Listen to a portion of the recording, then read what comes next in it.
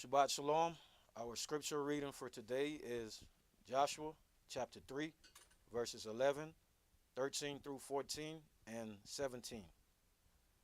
Behold, the ark of the covenant of Yahweh of all the earth passeth over before you into Jordan. And it shall come to pass, as soon as the soles of the feet of the priests that bear the ark of Yahweh, the Adonai of all the earth, shall rest in the waters of Jordan, that the waters of Jordan shall be cut off from the waters that come down from above, and they shall stand upon an heap. And it came to pass, when the people removed from their tents to pass over Jordan, and the priests bearing the ark of the covenant before the people, and the priests that bare the ark of the covenant of Yahweh stood firm on dry ground in the midst of the Jordan. All the Israelites passed it over on dry ground until all the people were passed clear over Jordan. Shabbat Shalom family. Our selection today, Deep River.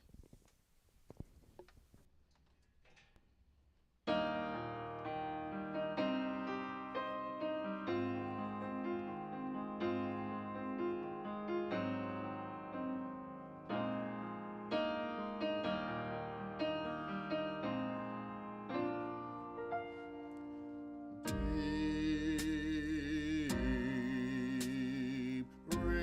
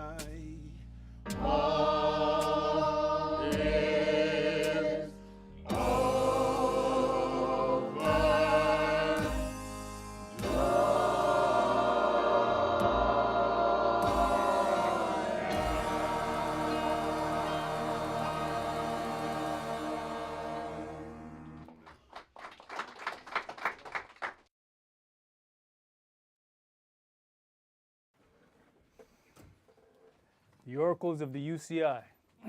1 Peter chapter 4, verses 7 through 11. But the end of all things is at hand. Be you therefore sober, and watch unto prayer. And above all things have fervent love among yourselves, for love shall cover the multitude of sins. Use hospitality one to another without grudging. As every man has received the gift, even so minister the same one to another as good stewards of the manifold grace of Elohim. If any man speak, let him speak as the oracles of Elohim. If any man minister, let him do it as of the ability which Elohim gives, that Elohim in all things may be glorified through Yahshua the Mashiach, to whom be praise and dominion forever and ever. Amen. Ephesians chapter 4, verses 29 through chapter 5 and verse 4. Let no corrupt communication proceed out of your mouth, but that which is good to the use of edifying, that it may minister grace unto the hearers. And grieve not the Holy Spirit of Elohim, whereby you are sealed until the day of redemption. Let all bitterness and wrath and anger and clamor and evil speaking be put away from you with all malice.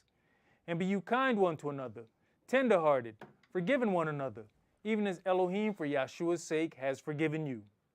Be you therefore followers of Elohim, as their children, and walk in love, as the Mashiach also have loved us, and has given himself for us an offering and sacrifice to Elohim for a sweet-smelling savor. But fornication and all uncleanness or covetousness, let it not be once named among you as becomes saints. Neither filthiness, nor foolish talking, nor jesting, which are not convenient, but rather given of thanks. Ecclesiastes chapter 5, verses 1 and 2. Keep your foot when you go to the house of Elohim, and be more ready to hear than to give the sacrifice of fools, for they consider not that they do evil. Be not rash with your mouth, and let not your heart be hasty to utter anything before Elohim. For Elohim is in heaven, and you upon earth. Therefore, let your words be few. Exodus chapter 23, verses 20 and 21. Behold, I send an angel before you, to keep you in the way, and to bring you into the place which I have prepared. Beware of him, and obey his voice. Provoke him not, for he will not pardon your transgressions, for my name is in him. Revelations chapter 3, verses 20 through 22. Behold, I stand at the door and knock. If any man hear my voice and open the door, I will come into him and will sup with him, and he with me. To him that overcomes will I grant to sit with me in my throne, even as I have also overcame and am sat down with my Father in his throne. He that has an ear, let him hear what the Spirit says unto the churches. All right. Shabbat Shalom. Shabbat Shalom. Which is peace on Yahweh's holy Sabbath day. Welcome to another holy convocation that Yahweh has enjoined unto us here in Stone Mountain, Georgia. As we know, we are, as the new year comes, we know that we then are headed toward our time of Passover. We understand that those of us who have been walking in this word, we understand that things get interesting around those holy days, because we make the adversary very angry. But there's a little bit more to that than just the things concerning the adversary. A lot of times, we just look at the Passover as one thing, but there's a whole lot of things that go into that. It was a great time of suffering for our God, King, High Priest. And we have to consider that as we enter into the Passover. But then there's a whole nother aspect of that. Now, being passed over can be a good or bad thing, depending upon the job that the angel in your presence has been charged with. When it comes to avoiding the destruction of the destroying angel, getting passed over is a good thing. But when the angel's job is to mark those who will be saved, being passed over is not a good thing. Passover is a time when we as followers make the adversary and his minions exceptionally angry. Passover is a time of deliverance and devotion. Deliverance for us while displaying devotion to our Elohim. These two factors aggravate him, so he aggravates them, so they can aggravate you.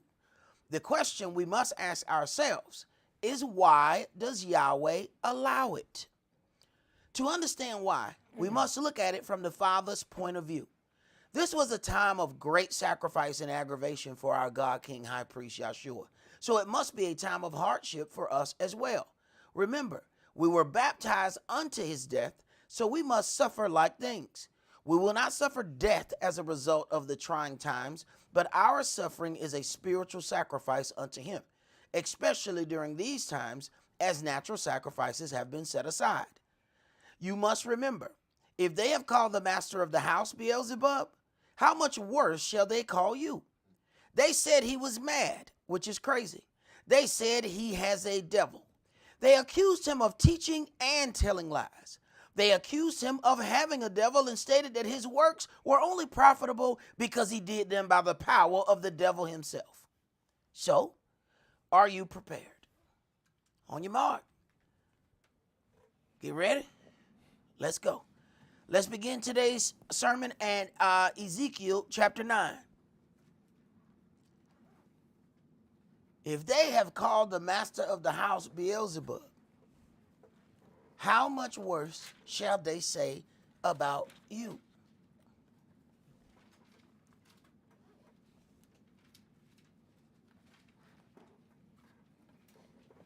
We start in verse 1. Yep. We're going to read verses 1 through 11 in Ezekiel chapter 9.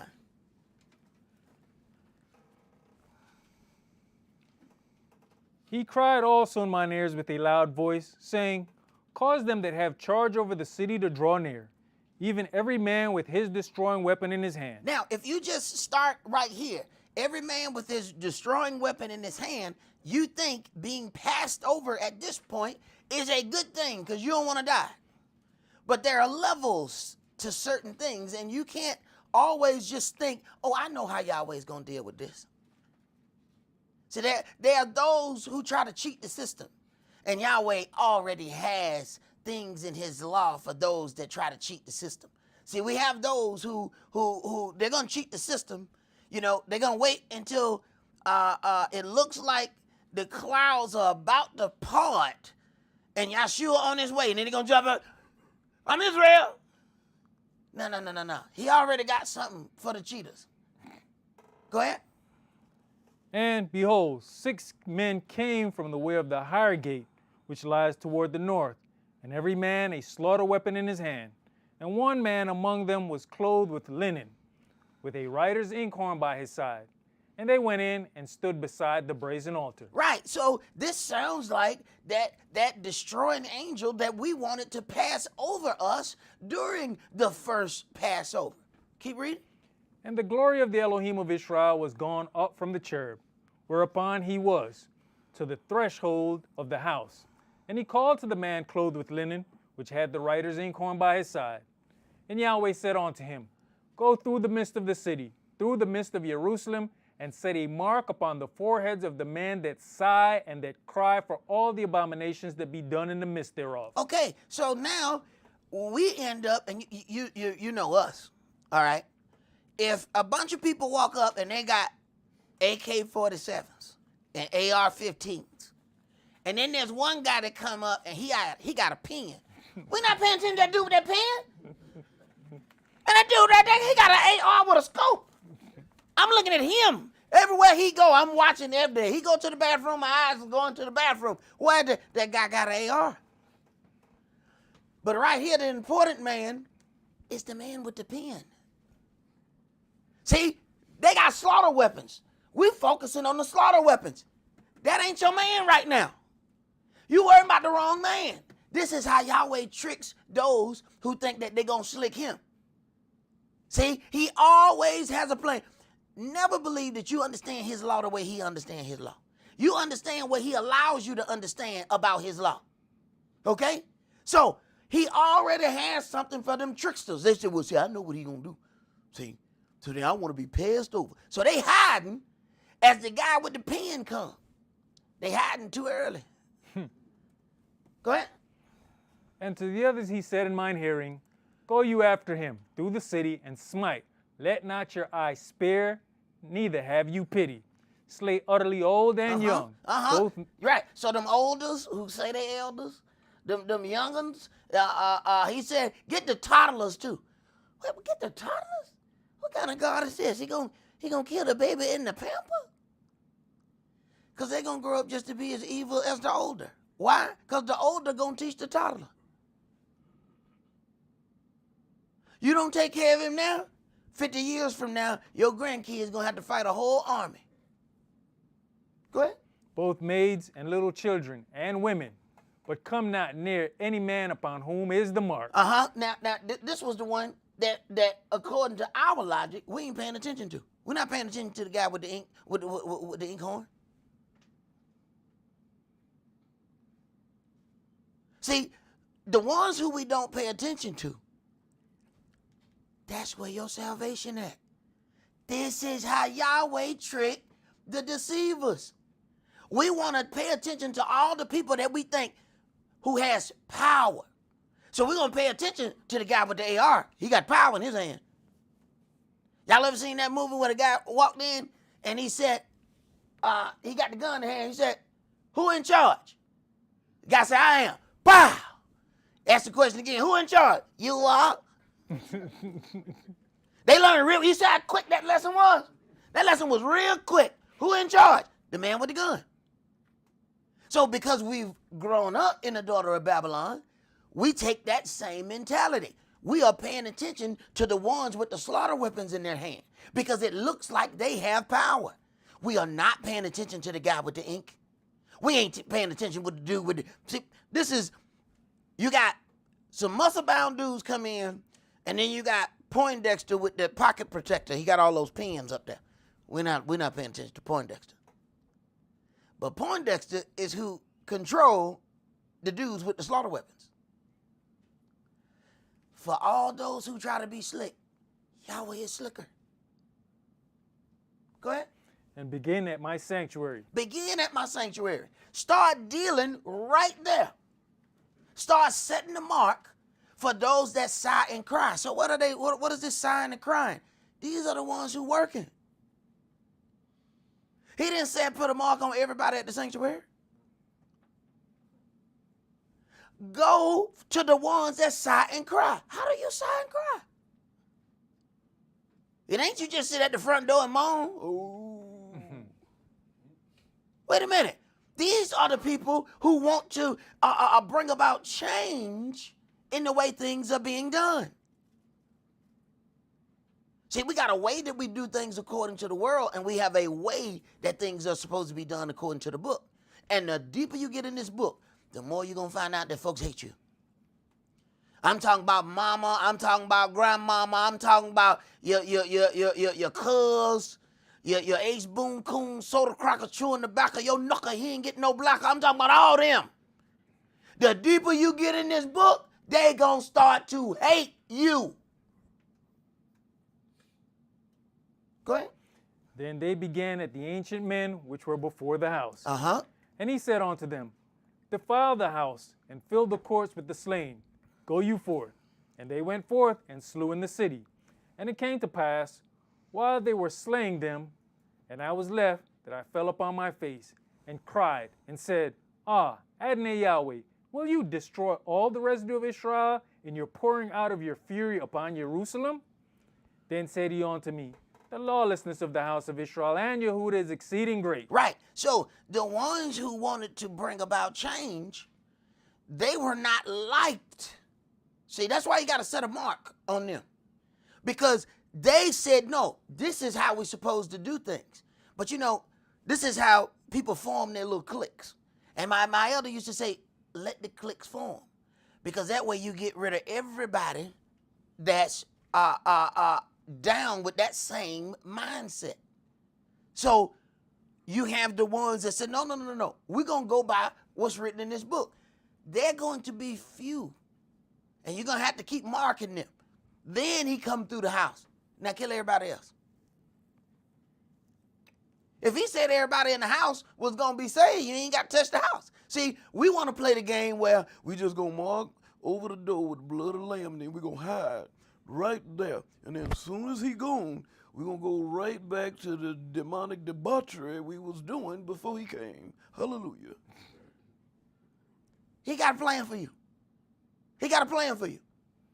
While you thinking he coming one way, he coming another. That's why it says no man knows the day or the hour that Yahweh has set forth this thing to happen. You can study all you want. You can read, you can go to sleep and just lay the Bible on your head at night and try to soak it up. Do all that.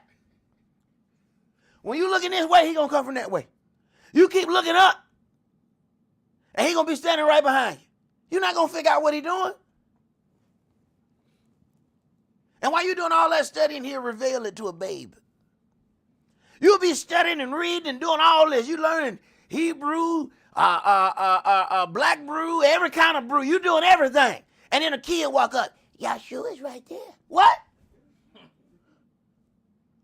And that kid don't know nothing. He revealed it unto a babe. But you've been doing all this studying. Why? Because that kid heart was better than yours. That's why the kid saw Yahshua and you didn't. That's why Yahweh will reveal himself to you and wouldn't reveal himself to your parents. Your parents knew more than you. Right. Well, this ain't about intelligence then. This is about something else. Go ahead. You know, brother, when you look at verse 4, and Yahweh said unto him, go through the midst of the city, through the midst of Jerusalem, and set a mark upon the foreheads of men that sigh and cry. Uh-huh. You know, the only mark that all of us been worrying about is the mark of the beast. Exactly.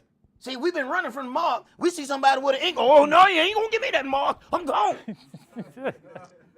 Hey, come here, brother. I'm trying to give you the mark. No, you not. We're running from the mark. See, it depends on which mark you're getting. Go ahead. And the land is full of blood, and the city full of perverseness.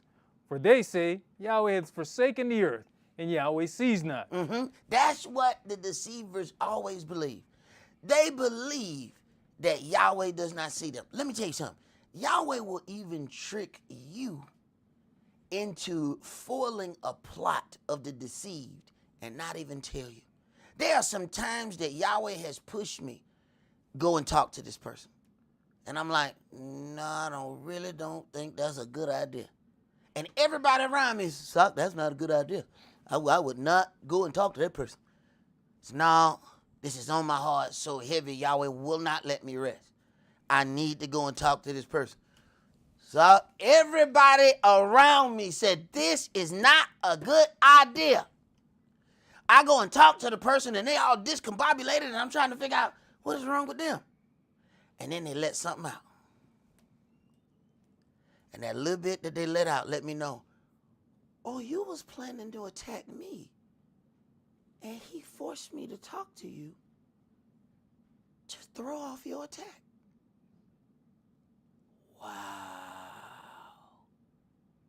This is why it says when you are led by the Spirit, you don't know where you coming or where you going.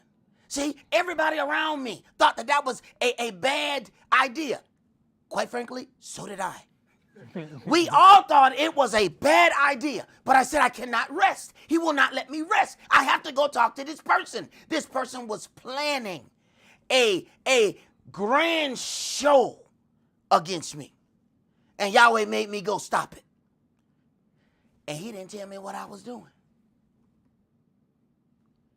I had to listen to it come out that person's mouth and said, oh, I see, said the blind man. Stop thinking you're going to understand or like everything that your Creator leads you to do.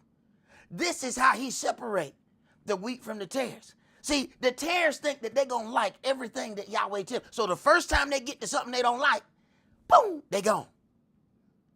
So that's what Yahweh uses to separate the wheat and the tares. Go ahead, bro. And as for me also, mine eye shall not spare, neither shall I have pity, but will recompense their way upon their head. And behold, the man clothed with linen, which had the inkhorn by his side, reported the matter, saying, I have done as you have commanded me. Understand, that angel is not going to go back. The angel is not like men. He's not going to go back and say, see what happened was, see, I was going there and I was going to tell them, but then Yahweh, you know what I'm saying, and then that's why because. The angel don't have no story of why he was unsuccessful. He's not going to go back with that. See, that's us.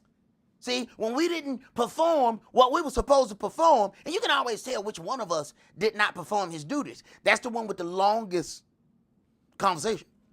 Read the talents. You have given me 2. Here go the 2 you gave me, and here go the other 2. All right, you gave me 5. Here go the 5, and here go another 5 that I gained. All right, you who had 1. Okay. Yes, okay, come on, you gonna come on, sit down. Let me say, let me talk. Let me say something. Let me talk. Okay, see, what happened was you gonna laugh sometime one way, but see, I was gonna do that, right? I had it in my heart because my heart's pure. Okay, and I was gonna do it, and then I said, you know what? Right, kill him. See, all that talk was because he didn't do nothing. And that's where you get all of this. Those who did what they're supposed to do, there's substance answers for them. You ain't got to do all of that when your substance talks for you. I ain't got to talk. My substance talk for me. Let's go to Matthew chapter 24.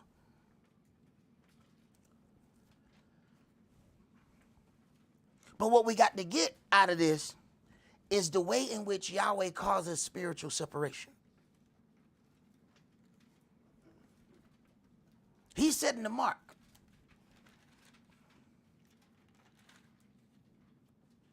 Now we have to ask ourselves, what is he doing to set a mark right among us? While as my brother said, while we worry about the mark of the beast,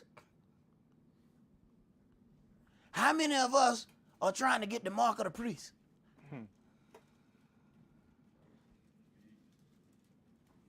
Okay. Matthew chapter 24, and let's read verse 36. Start at verse 36.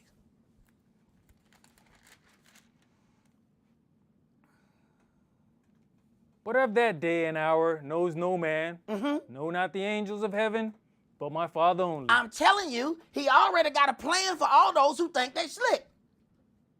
They think they can trick Yahweh. See, it said, what elder you said? Lucifer so slick, he deceived himself. You know you got to be slick when you trick yourself. You so slick that you tricked yourself. You actually believed your own lie. You told a lie so good that you thought it was the truth. Go ahead. But as the days of Noah were, so shall also the coming of the Son of Man be. For as in the days that were before the flood, they were eating and drinking, marrying and giving in marriage, until the day that Noah entered into the ark. Just having a good old time. Just enjoying themselves, enjoying life until death knocks on the door. Go ahead. And knew not until the flood came and took them all away.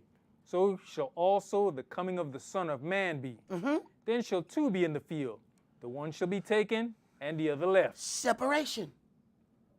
Now, a lot of times we're crying over separation, and it's the separation that's going to cause you to attain unto your salvation. Our problem is we're trying to hold on to that what Yahweh is trying to separate us from.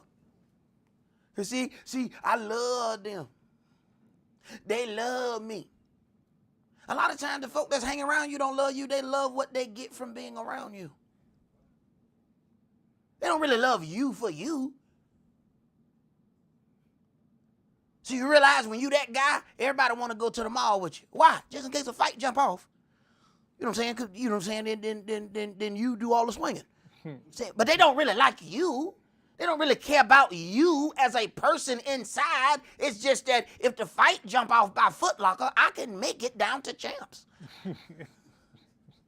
Because while they were swinging on you, he's running. Go ahead. 2 women shall be grinding at the mill. The one shall be taken, and the other left. Separation. Go ahead. Watch therefore, for you know not what hour your Adonai does come. But know this, that if the good man of the house had known in what watch the thief would come, he would have watched and would not have suffered his house to be broken up. Right. Like which one of us who you get a text, your house gonna be broken in at 4:45. No, this is the first time we ain't gonna be late. What time you got home? 4:30. They said the thief wasn't coming at 4:45. Well, I needed 15 minutes to get ready for him. I want to see him when he crawl in the window. We ain't going to be late that day. Now, every other thing we late for. They tell us 4:45, we there, we 5:30. Let us get that message that our house getting broken in on 4:45. Not a nary one of us going to get there late. We ain't stopping at a light. We ain't stopping at a stop sign. We hit 2 old ladies on the way. Right. See, we know what's important to us. How is it that we don't go after the things that are important unto him that way? Because if we did, then our feelings wouldn't always get in the way. That's why he used them feelings to separate. He can't use them feeling people. Feeling people can't follow instructions. We got several people in here been in the military. When they give you orders, do they sit there and ask you, all right, now we're going to march up this hill. Sergeant, shut up. Did he ask you, now, how you feel about marching up the hill? Do you feel that today is a hill marching day? Do you feel that the weather is convenient for marching? How does your feet feel? Did you put some good, comfortable insoles in your boots? Did he ask you all that? Does he care about all of that? In the time of warfare, if he got to keep explaining to you, you realize somebody is dead in the time that it took for him to explain why you should march up the hill. You do understand that. So you then become unusable because while he's trying to explain to you why you should march up the hill, 5 people done lost their life. You are unusable. That's why he has to separate them. They are unusable. Sometimes you see people and you see a man and he got all his tools and you looking at, he got an old beat up ugly tool over here he keep using. And you look at this nice shiny one. Man, why you ain't using that one? Ah, that one unusable. That thing shiny. That's a nice tool. No, it don't work right. What you mean don't work right? Every time I try to do one thing with it, it do something else. I try to hammer over here, it hammer over there. I try to hit the nail this way, the nail goes down. It just don't work right. But it look good. So is us when we go, get us some real nice Hebrew attire. We get our, fresh new Hebrew Oshkosh Begosh outfits. But we won't follow no instructions. So then he had to leave you over there. That's a tool I can't use. But Yahweh, look how good it looked. I know, it looks nice. It look, in the way that Kufi match with those pants, smashing. But I can't use it. I can't use it. It don't work right. Every time I tell it one thing, it do something else. I come back, I put the thing right here, I turn my back, I turn around, it's at the top of the hill. Right. It's unusable. And if I don't separate it from the rest of my tools, I'm either going to get it confused with the other tools, or it's going to corrupt the rest of my tools with the way that it operates. Go ahead, priest. Therefore be you also ready, for in such an hour as you think not, the Son of Man comes. Who then is a faithful and wise servant, whom his Adonai has made ruler over his household, to give them meat in due season? Blessed is that servant, whom his master, when he comes, shall find him so doing. Right, now he's not telling you when he's coming, but blessed is that servant that when he comes, he finds you working. And y'all know, being in the daughter of Babylon, we mastered the art of looking like we're working. Oh, we mastered the art. Well, we have some slow legs and fast arms. You learn when you move fast arms, people think you're working. But we ain't done nothing. But we learned the art of fast arms to make it look like we doing something. Yahweh not fooled by your fast arms. He not fooled at all. Because when he come, he looking for substance. Not who look like they doing something. Let me see the result. See, there's a guy who hang out at the bank. and then there's a guy who has an account. They're not the same kind of guy. You know what I'm saying? It's not the same kind of guy. You know what I'm saying? Now, you found them both at the bank. You know what I'm saying? But only one of them has an account. You understand what I'm saying? Okay, go ahead. Verily I say unto you, that he shall make him ruler over all his goods. But and if that evil servant shall say in his heart, my master delays his coming, and shall begin to smite his fellow servants, and to eat and drink with the drunken. Right. See, this is what happens with us. See, we smite the other servants with our mouth, and then we go hang out with the drunken. See, we can't wait to go hang out with the drunken. See, what are the drunken? See, this is where you're gonna find that bad doctrine. That bad doctrine is the drink that we keep sipping on. See, we got natural drunken and we got spiritual drunken. And sometimes we go to a place where it's both of those. They offer you both. Yak and crap. I call it yak and crap. It's a combo. Let me get that yak and crap combo. Yeah, supersize. Go ahead, bro. The master of that servant shall come in a day when he looks not for him, and in an hour that he is not aware of, and shall cut him asunder, and appoint him his portion with the hypocrites. There shall be weeping and gnashing of teeth. And why is he cutting him, appointing him his portion with the hypocrites? See, because you made the appearance that you were about this gospel. But when I examine your deeds, you're not doing anything that I put forth. Here is your portion with the hypocrites. It's interesting because it says portion with the hypocrites. Wait a minute. So is there a different place of torment for a hypocrite than it is for just a heathen non-believer? That's a very interesting thought. Why is there a portion for hypocrites? They're non-believers and they're wicked. This might be a special place. It might be worse than the place for a wicked. That means you knew his word and you decided not to walk in it.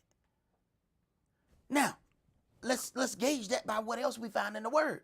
He said, he who has known the truth and decided not to walk in it shall be beaten with many stripes. But he who has not known shall be beaten with few stripes. So then if I put those two scriptures together and then I say, okay, there's a portion for the hypocrites, I'm sorry, they gonna get punished worse. Right. Let's go to chapter 25 and let's start that at verse 31. And we don't want to be separated. Yet they have a worse portion of judgment than your heathen buddy who hanging out at the liquor store. See, your buddy at the liquor store, he don't know. He still gonna get beat. But he got a certain number of stripes. Them people who act like they was in the word but wouldn't follow no instructions, man, they stripes gonna be heavy.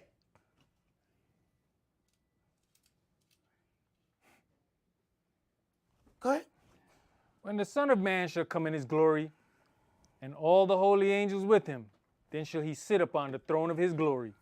And before him shall be gathered all nations, and he shall separate them one from another, as a shepherd divides his sheep from the goats. All right, here we go again. See, we keep thinking that Yahweh wants everybody just gather all together. Let's come on, get together and sing Kumbaya. While we keep trying to gather together, Yahweh keeps separating. He's causing separation for a reason. And it's not according, see, we look at these things and we see nations. You have to then ask yourself a question. Okay, so what happened if somebody from another nation walks in the word of the nation of Israel? When the separation comes, do they have to go back to their land? Or will they go with us? What would happen with Ruth? She made a decision. Your God is my God. Your people is my people. I'm going with you.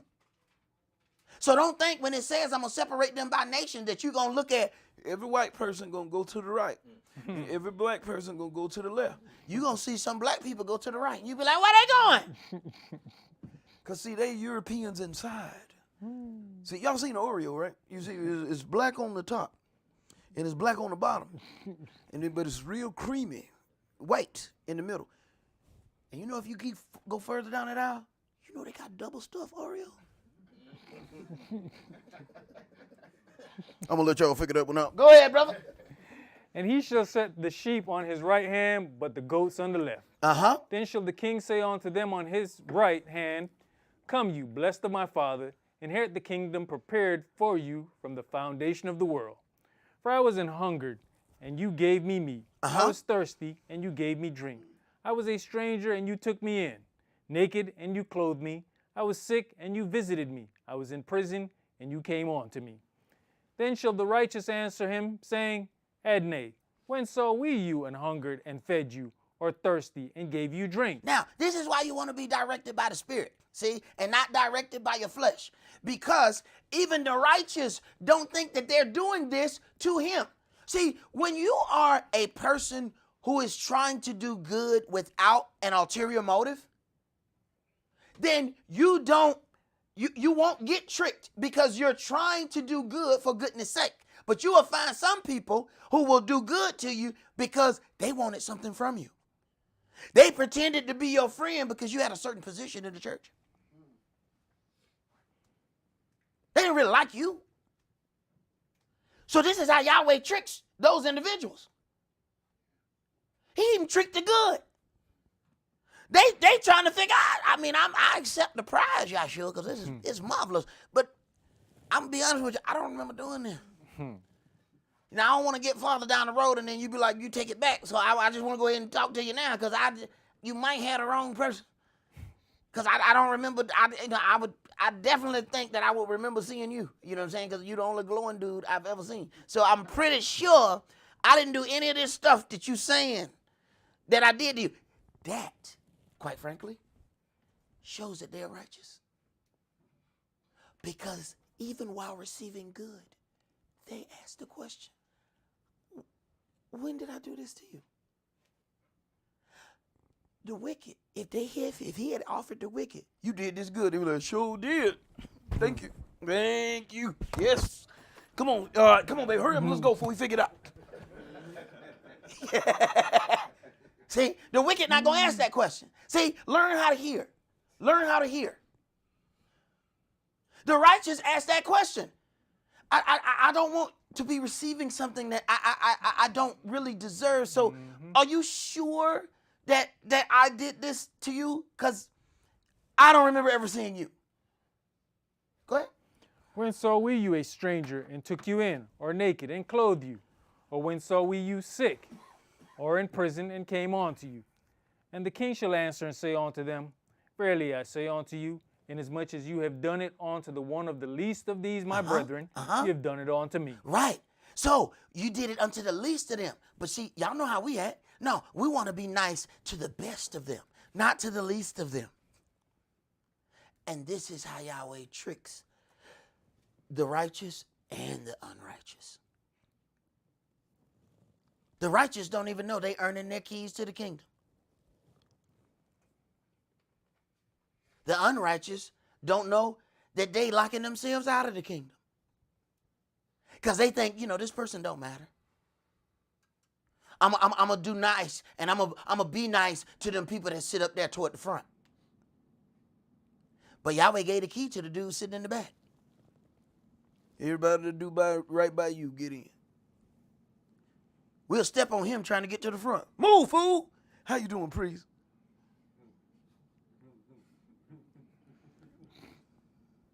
Right. Not knowing, you just threw your keys away. Trying to get to the priest. Go ahead, brother. Then shall he say also unto them on the left hand, Depart from me, you cursed into everlasting fire, prepared for the devil and his angels. For I was an hungered, and you gave me no meat. I was thirsty, and you gave me no drink. I was a stranger, and you took me not in. Naked, and you clothed me not. Sick and in prison, and you visited me not. Then shall they also answer him, saying, Right. Now they're gonna answer him now because we did all kind of good things. We had all kind of works set up, for the people, who we liked. Go ahead.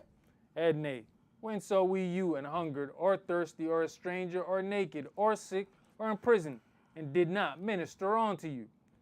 Then shall he answer them, saying, Verily I say unto you, inasmuch as you did it not to one of the least of these, you did it not to me. So understand who they did it not to. They did it not to you. I don't think you understand what's happening here. Their entry, their separation is based on how they treat you.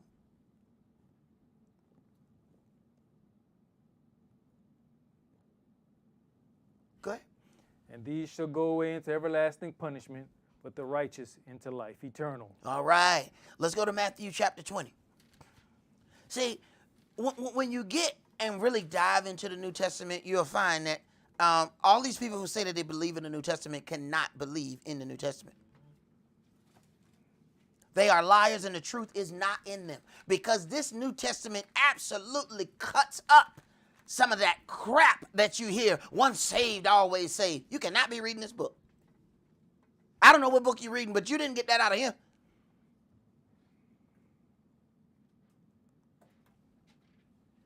Matthew chapter 20, and let's read verses 20 through 23. Then came to him the mother of Zebedee's children with her sons, worshiping him and desiring a certain thing of him. And he said unto her, What will you? She says unto him, Grant that these my two sons may sit, the one on your right hand and the other on the left, in your kingdom. Right. Now this is a serious request. You know, you want to sit to the left and the right of the king. I mean, you want your kids to be in the royal court. I mean, you know, this is pretty up there. Go ahead. But Yahshua answered and said, You know not what you ask. Are you able to drink of the cup that I shall drink of, and to be baptized with the baptism that I am baptized with? They say unto him, We are able. Right. The same thing that we said. Same thing we said. Yeah, I can deal with it. Then, as Yahweh start cleaning us up, we like, wait a minute. I didn't know I was going to lose this. Wait a minute. But no, I like pomp and circumstance. What you mean I got to humble myself? I don't like humble.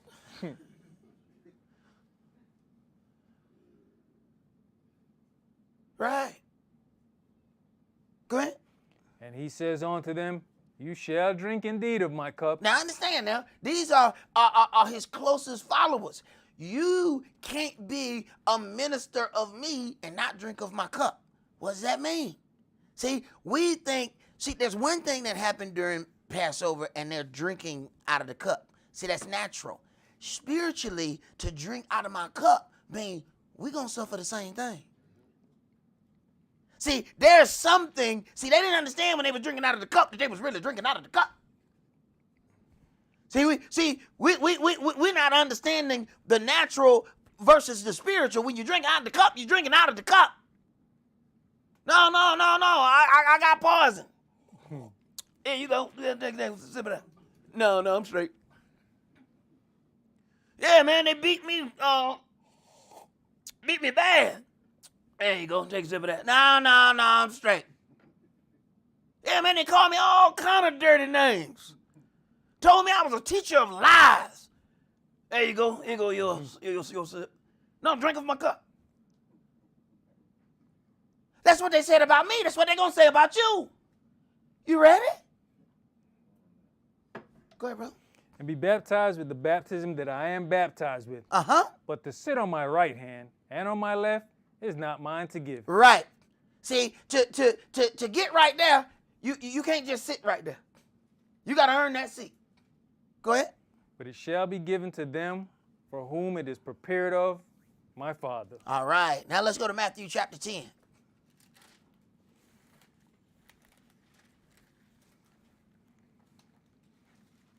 Man, this New Testament tab all kind of false doctrine. Man, it tabs so much false doctrine. And people always think, well, now he finna go into that Old Testament. No, I don't have to go to the Old Testament to tab that doctrine y'all teach. I can tab that doctrine right here. Matter of fact, I ain't even got to leave a book. Well, folks be all over the Bible. Let's go read this. Let's go read this. Just give me one book to go into. Just give me one. I don't care. Just pick one of them. Pick one of them. I'm going to tab every last one of your doctrines inside that one book. Just pick which one of them you like, Matthew? What about Mark? What about Luke, John? Pick one. Just pick one. Just give me one. And from that one, I'm going to tear you from the rooter to the tutor, upside down, all around. You understand what I'm saying to you? Right. We ain't got to run all over the place. So let's deal from right here. We're going to deal from page 1,000 to 1,020. Let's just stay right here. Let's just stay in these 20 pages right here. You're going to be screaming uncle when I'm done. Go ahead, bro. Matthew chapter 10. And start at verse 1. And when he had called on to him his 12 disciples, he gave them power against unclean spirits, to cast them out, and to heal all manner of sickness and all manner of disease. Now the names of the 12 apostles are these. The first, Simeon, who is called Peter, and Andrew his brother, Jacob the son of Zebedee, and Johanan his brother, Philip and Bartholomew, Thomas and Matthew the publican, Jacob the son of Alphaeus, and Lebbaeus, whose surname was Thaddeus, Simeon the Canaanite, and Judas Iscariot, who also betrayed him. These 12 Yahshua sent forth, and commanded them, saying, Go not into the way of the Gentiles. Because it was not time yet to go unto the Gentiles. See, some people will tell you, see, right there, Christ did not want, his doctrine going to the Gentiles. Not yet. The children have to be fed first. Then you go out unto the others. This is order. This is not how it's going to be the entire gospel. Go ahead. And into any city of the Samaritans enter you not. Understand now, wait. It's Jews, it's Israelites in the city of the Samaritans. Wait a minute. So people want to say, you see that? Christ didn't want them to go to the Gentiles. He didn't want them to go to the other Israelites either. Wait a minute. I didn't even think about it like that. Right. Go ahead. But go rather to the lost sheep of the house of Israel. And as you go, preach, saying, The kingdom of heaven is at hand. Heal the sick, cleanse the lepers, raise the dead, cast out devils. Freely you have received, freely give. I wish I had read that before I paid for that $1,000 prophet line. When I was going to Sunday church. It said, freely you have received, freely you give. Understand what's happening right here. They are doing miracles, but they're not having people pay for the miracles. See, when they was giving them prophet lies, you had to pay $1,000 to come down to the front, where they make you fake pass out, and you want a business. Ugh. That was supposed to be free. I should have got a receipt. I was supposed to get my money back. Go ahead, bro. Provide neither gold, nor silver, nor brass in your purses, nor scrip for your journey, neither 2 coats, neither shoes, nor yet staves. For the workman is worthy of his meat. You know what, though? Yahweh does what he does. He's still teaching all along the way. Yahweh was teaching me in that very moment and showing me game. And it didn't cost me but $1,000 to learn that game. A lot of us spend a lot more money than that in college. All right? It cost me $1,000 to learn that lesson. But here's the beautiful thing about Yahweh. He'll give you the $1,000 back later. But that was I would have never learned that lesson. See, I would have thought that was real, that those people were really passing out up there. But Yahweh was like, no, come a little closer. Yeah, pull out your money. Not this stack. Yeah, that stack. That's why I told you to bring the stack. Bring the stack. Bring the stack. Now put the stack up there. Put the stack up there. All right, now just stand right here. You're going to love this. No, wait. Just keep waiting. You're going to love this. Just keep waiting. Then they get to me. Wait a minute. These people keep passing out. Whoa, hold on. You didn't tell me this. I told you was going to love this. Oh, yeah. Oh, he taught me. Yeah.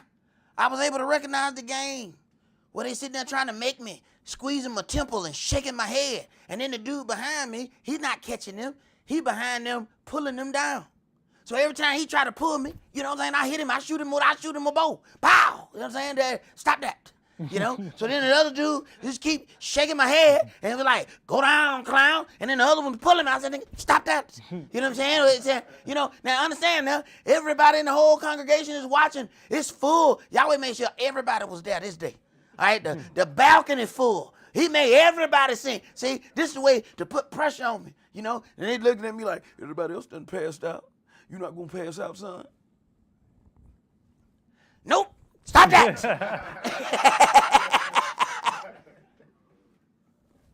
Yahweh made me earn my, all right. You get one ticket. That allowed me to go to the next stage. Some of them things that you are not going through, those things are earning you your next ticket. Hey, man, that was hard to do, standing in there and everybody looking, and you looking right in the eyes of the pastor. And the pastor looking at you like, come on now, we family. Because really, he was family. Nope. Not gonna, don't do the passing out thing. I mean, I pass out, I'm going to pass out, but I'm not doing this right here, this fake pass out. Believe you me, if I pass out, I'm going to wake up and, hey man, what happened? Not this fake thing right here. And that let me know every last one of them people had been faking it. And all those people before me had been faking it. Now guess what I now become to everybody on the stage? I am enemy number one. Because not only do I know that they're faking it, but I didn't go along with it.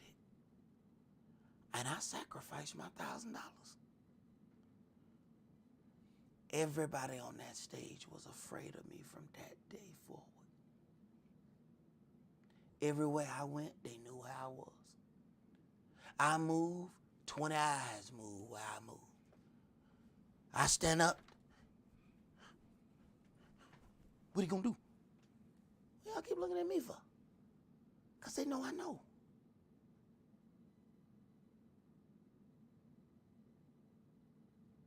And the devil and his minions, they know you know.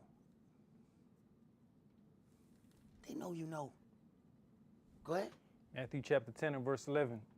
And into whatsoever city or town you shall enter, inquire who in it is worthy, and there abide till you go thence. Inquire in it who is worthy. See, this is what we don't do.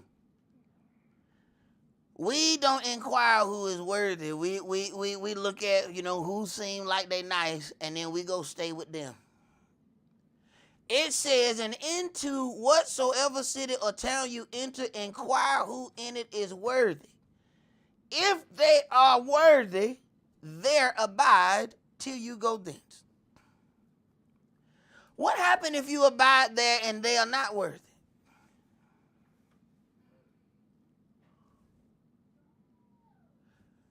Then their curses is rubbing off on you. Their curses is rubbing off on your family. Their curses is rubbing off on your kids. Their curses is rubbing off on your belongings. Your car cursed, it don't even know it. It get to the light. What's wrong with this car? It's cursed. The car ain't did nothing. Yeah, but your car was parked next to their car. Go ahead. And when you come into an house, salute it. And if the house be worthy, If it be worthy. Go ahead. let your peace come upon it. Now what happened if your peace is used to bring forth peace to an evil house? Oh, what did Yahweh say? You have made me to serve you in your sins. Whoa, whoa, whoa. So now is Yahweh serving you in your sin? Because now he said, look, I got to protect you in this evil place. You making me serve you. I would have done something to this house, but I can't do it because you there. I've been made to serve you in your sin. Go ahead. But if it be not worthy, let your peace return to you. And whosoever shall not receive you, nor hear your words, when you depart out of that house or city, shake off the dust of your feet. Verily I say unto you, it shall be more tolerable for the land of Sodom and Gomorrah in the day of judgment than for that city. Behold, I send you forth as sheep in the midst of wolves. Be you therefore wise as serpents and harmless as doves. But beware of men, for they will deliver you up to the councils, and they will scourge you in their synagogues. And you shall be brought before governors and kings for my sake, for a testimony against them and the Gentiles. But when they deliver you up, take no thought how or what you shall speak, for it shall be given you in that same hour what you shall speak. For it is not you that speak, but the Spirit of your Father which speaks in you. That's why some of the stuff that come out of your mouth, you'd be surprised. I didn't mean to say that. I didn't mean to. I wanted to say something else, but then when I opened my mouth, this came out. Then you find out next week, Oh, you mean that was right? right. You've been tormented yourself for a whole week. Ask me how I know. Man, I know I shouldn't have said. Oh, you mean I was supposed to say that? That's when you realize, oh, y'all ain't serious. Oh, y'all ain't serious. You're thinking, no, I could have really said something eloquent. No, that was a dog. I want you to talk to a dog like a dog. No, but I wanted to say something real eloquent. I didn't want to speak in that manner. That was a dog. I wanted you to talk to that dog like a dog. Now, when it's the eloquent time, I'm going to show you. All right, now that's a sheep. Speak eloquently to that. But that's a dog. I don't need you to speak eloquently to the dog. Go ahead. And the brother shall deliver up the brother to death, and the father the child, and the children shall rise up against their parents and cause them to be put to death. And you shall be hated of all men for my name's sake. Right. You are hated because of who you worship and serve. Now, it's real easy for us to look at that and say, oh, that's these people of this religion. No. It's people that say they're the same thing that you are, and they hate you because they know that their walk is not like yours. But they're not going to tell you they hate you. They're going to invite you to their shindigs, ask you to hang out. They hate you because you are exposing what they are not. They hate you. They smile with you, but they don't like you. You are bringing light to my darkness. Now, I'm going to hang out with you in hopes that you learn to dimmer that light of yours, and then we can get along. But you keep coming around here with this bright light, and it's blinding all of my darkness. All my dark friends leave when you come with this light. They say, I don't feel comfortable when he show up. He be coming up all gleaming and everything, and you know what I'm saying? We've been, we full of mud. Say, man, my guests don't even feel comfortable with you here. You making my guests feel uncomfortable. Cause they all hellions like me. And then you come up in here with this. Right. And here we go. Okay, well, I'll turn my light down so you can feel comfortable, okay? I'm sorry. I didn't mean to be so bright. I promise I won't be bright next week. I'm going to get into some debauchery that makes my light go down. Will you like me then? Huh? Will you? Please like me. Read, breathe. Well, you got to think about the prophet that Yahweh sent and told him, don't eat or drink nothing in the town. And then he allowed another prophet to call him back to his house. So Right. he could get slayed. So is Israel. All right, you just described us in a sentence. This is our plight. Yahweh tell us something, somebody else tell us something else. Okay, well, they seem holy. Right. Go ahead. But he that endures to the end shall be saved. Enduring is a process, man. Enduring is a process. You're going to go through some things. Enduring. It don't look like you're going to win all the times while you enduring. Go ahead. But when they persecute you in this city, flee you into another. For verily I say unto you, you shall not have gone over the cities of Israel till the Son of Man be come. Right. What happened if you just go to the next city and you were not persecuted? You just thought they were going to persecute you, so you took off running. Did the Spirit lead with you? Go ahead. The disciple is not above his master, nor the servant above his Adonai. It is enough for the disciple that he be as his master, and the servant as his Adonai. If they have called the master of the house Beelzebub, how much more shall they call them of his household? Right. So if they call him Beelzebub, then you know what they got to say about us. If they call him Beelzebub, now they will call the King of Kings Lord of the Flies. You know they call us, if he was Lord of the Flies, then we that stuff that the fly hang around. Oh, that brother ain't. Right. But it ain't really you they hate. They hate the spirit of what you're walking in. Go ahead. Fear them not, therefore, for there is nothing covered that shall not be revealed, There you go. and hid that shall not be known. Uh-huh. What I tell you in darkness, that speak you in light. Now, this gonna scare you. He tell you something in darkness, it's gonna feel strange. Say this. No, I don't think I should say that. This cannot be coming from Yahweh. Maybe the devil's in my ear. Get out of here. Don't know. Stop saying that. Say it. No. Say it now. I don't want to say it. They're going to look at me strange. They were looking at you strange when you showed up. Say it. See? Because when you say it, they gonna know that I told you to say it. How? Because he already said something to them earlier. And then when you say something, all of a sudden they can be like, this dude had my phone tapped.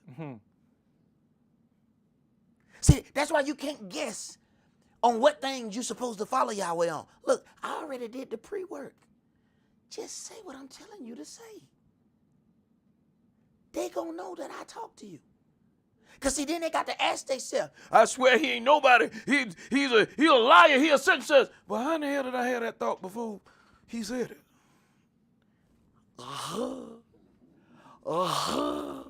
Right. Right. What did they say, Israel? I was gonna do something bad to you, Jacob, but your God talked to me yesterday and told me not to say anything to you, good or bad. Right. You think your God won't come and talk to a devil? Your God will talk to a devil before you got to the devil. You like, man, I got to go talk to this devil. Don't worry about it. Yahweh already had a conversation with him. Come here, let me talk to you. All right, now go meet my servant. Now all of a sudden they nice to you. They've been evil to you all this time. Now they nice. Why they nice today? Because your God had a talk with them yesterday. See? That's all I want. I go meet the devil. I just want Yahweh to have a talk with him yesterday. That's all. Just have a talk with him before I meet him. I understand I got to go meet the devil. All right. What day we meeting? Long as Yahweh talked to him yesterday, I'm good. Go ahead. Oh, we get this. Baby, did you tell Sock what we had going on? Right. Right. You've been telling our business. I ain't talked to the man. I don't know who been talking to that dude. I don't know. That's why I be watching him funny. I don't know. Hell, I'm careful around when I'm around that cat. I don't know what to say. You know what I'm saying? Hey, bro, Elder used to do it all the time. I have something on my mind, and the man started talking. I don't know whether to run or sit in the office.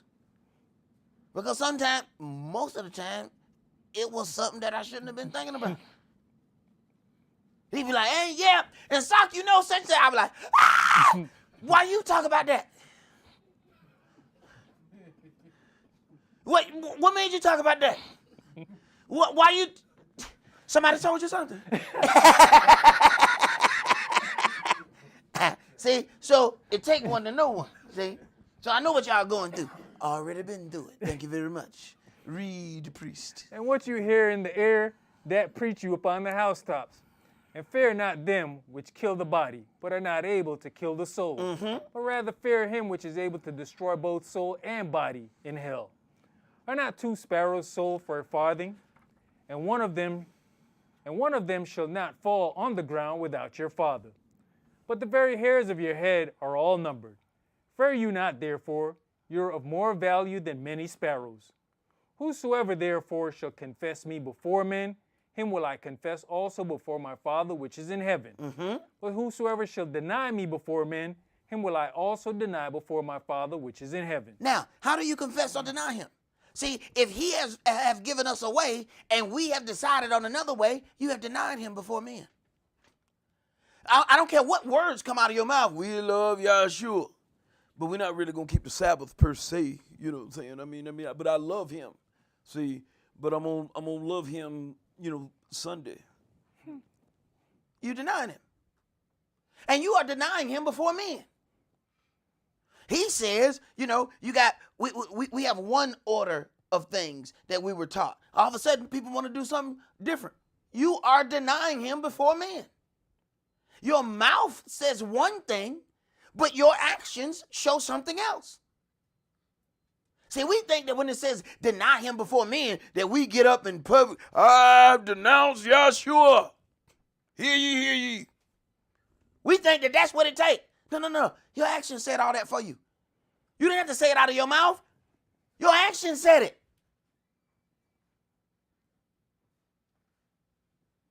Go ahead. Think not that I'm come to send peace on earth. I came not to send peace, but a sword. Oh, now see, this causes people some problems. That's you in that bad place right there. So ain't no peace. You know what I'm saying? If there's peace, everybody would just get along. If everybody get along, then everybody got one brain that they sharing. That's the only way everybody gonna get along all the time.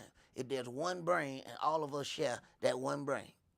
But if you got your own brain, then we're not gonna all get along all the time, every moment of the day. Twins come out the same woman. They don't agree all the time on everything. Go ahead. For I come to set a man at variance against his father, and the daughter against her mother, and the daughter-in-law against her mother-in-law. Right. That's what the word does. See? It's not like Yahshua has to come and bring this spirit in between. No. All he has to bring is the spirit of the word. And it is going to divide a father and a son. It's going to divide a mother and a daughter. Because the mother wants to take one path. The daughter wants to take another path. One wants to follow the word. The other one wants to follow their heart. Well, this is what I think, feel, and believe. And this is why in a lot of instances, it is hard to teach grown people when the mama and the child is in the same place. Because the parent still fights for control as to who's going to direct, even though this is a grown person. So say, well, this is the way we did it when I was young. Yeah, but that was wrong, mama. That was when we worshiped the devil. Well, you grew up fine. You made it doing that. We ate all that pork, and you still living. So, I mean, we can keep the Sabbath and then just eat a little ham, something. God won't mind. Then you realize, oh, it's a problem. You understand this word and what it says. But because your mama or your daddy wants to do such, and they said that they were coming in the word, they really just came in the word to watch you. But they're not really walking. They came to make sure that you're not fully walking over there. There's times I had to throw parent and child out. You worship your mama. Y'all need to go over there and set up something. Take your mama. Don't leave that here. Don't leave that. Take your mama with you. Now make sure you come get that. Don't. It ain't did nothing but cause a problem the whole time it been here. Get that, and y'all going on out of here. You get your cat, your rat, your dog, your gerbil, and don't forget that monkey. Get that monkey out of here. Go ahead. And a man's foes shall be they of his own household. Are we able to recognize it? Are you able to recognize the foes that are of your own household? It's not about how they look. It is about the doctrine that they push forward. Go ahead. If he that loves father or mother more than me is not worthy of me. And he that loves son or daughter more than me is not worthy of me. Right. Now, People would get upset when you read this. Mostly mothers and fathers get upset because they want to be the end all of everything, especially when they're not going to operate by this book. See, they want to be the overlying authority on all decisions. But if everything is based on what's written in this book and the culture that we've been given, then we all on the same accord if we walking in the same gospel. Go ahead. And he that takes not his burdens and follows after me is not worthy of me. He that finds his life shall lose it, and he that loses his life for my sake shall find it. What does that mean? See, those who are trying to maintain their way, they gonna lose their way. But those that give up their way for his way, they gonna find their way. You got folks that saying, man, I can't believe, man, brother, how you do this, and you do that, and you have this, and you have that. Because I didn't try to do this, and I didn't try to do that, and I didn't try to get this, and I didn't try to get that. Yahweh said, all right, because you did this, I'm going to give you that. And because you did that, I'm going to give you this.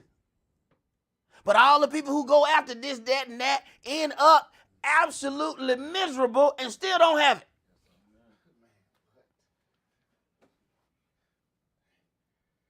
And they mad at you, and you got to be something. You know, when you are able to achieve something that other people can't achieve, they got you had to have got it from the devil.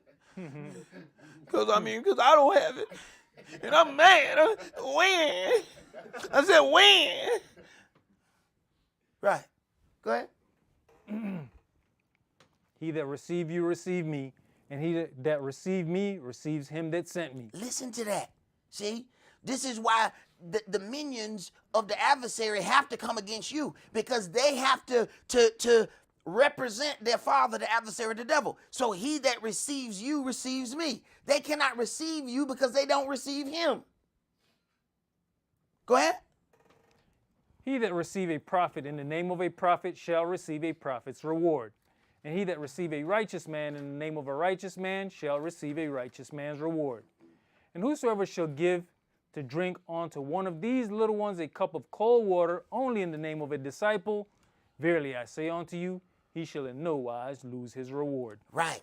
So then we get right down to this, then we see that there is a connection to salvation and how we treat one another. And here is where the thing gets very interesting. You really got to be prepared or be very careful with how you perceive another entity in this word. So the very person that you might be thinking is one way and you mistreat that person, understand what's written in this book. You might want to be very, very careful how we deal with one another. He says, what you have done unto the least of these, you did it unto me. How you speak to the least of these. How the promises that you make and decide not to deal with to the least of these. Oh, I'll tell that brother I'm coming, I ain't gonna show up. But I'm gonna make sure I tell priest. When I tell priest I'm gonna show up, I'm gonna show up. Yeah, but Yahweh ain't judging you about how you showed up at my house. He's judging you by how you didn't show up at your partner's house. See, that's just your fellow brother in the word. Yahweh got sense enough? No. See, I know how you're going to treat the guy sitting in the front. See, I wasn't always the guy sitting in the front. So I done already dealt with this. I watched it happen to my elder. So you think I don't see it? And we don't consider that those things matter. Oh, it matters. And this book says it matters. Let's go to Matthew chapter 26.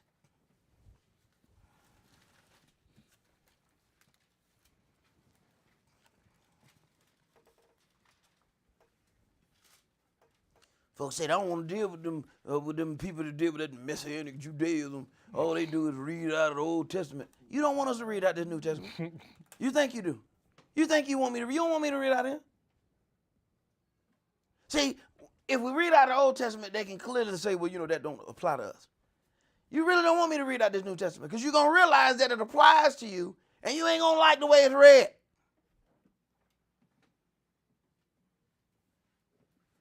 See, when you get them 1 or 2 lines at a time, then you can still feel good. When all you got to hear is, Jesus wept. You get to still go home and feel holy. What happened, baby? Jesus wept. Sure did. He wept. You still get to feel holy because he ain't went into no doctrine. See? If he just say, God says you should love. What was the sermon on? It was on love. Yep. He wept and he loved. None of that caused you to deal with you yet. But when you start digging into these writings, that means you're going to have to deal with you. And that is what we don't want to do. Matthew chapter 26, let's start at verse 17. Now the first day of the feast of unleavened bread, the disciples came to Yahshua, saying unto him, Where will you that we prepare for you to eat the Passover? Now, this is New Testament, and we got Feast of Unleavened Bread and Passover. Ask somebody about Feast of Unleavened Bread that been in the church 20 years. They're going to be like, Feast of Unleavened what?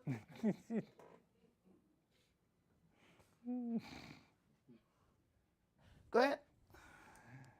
And he said, Go into the city to such a man, and say unto him, The master says, My time is at hand. I'll keep the Passover at your house with my disciples. And the disciples did as Yahshua had appointed them, and they made ready the Passover. Now when the evening was come, he sat down with the 12.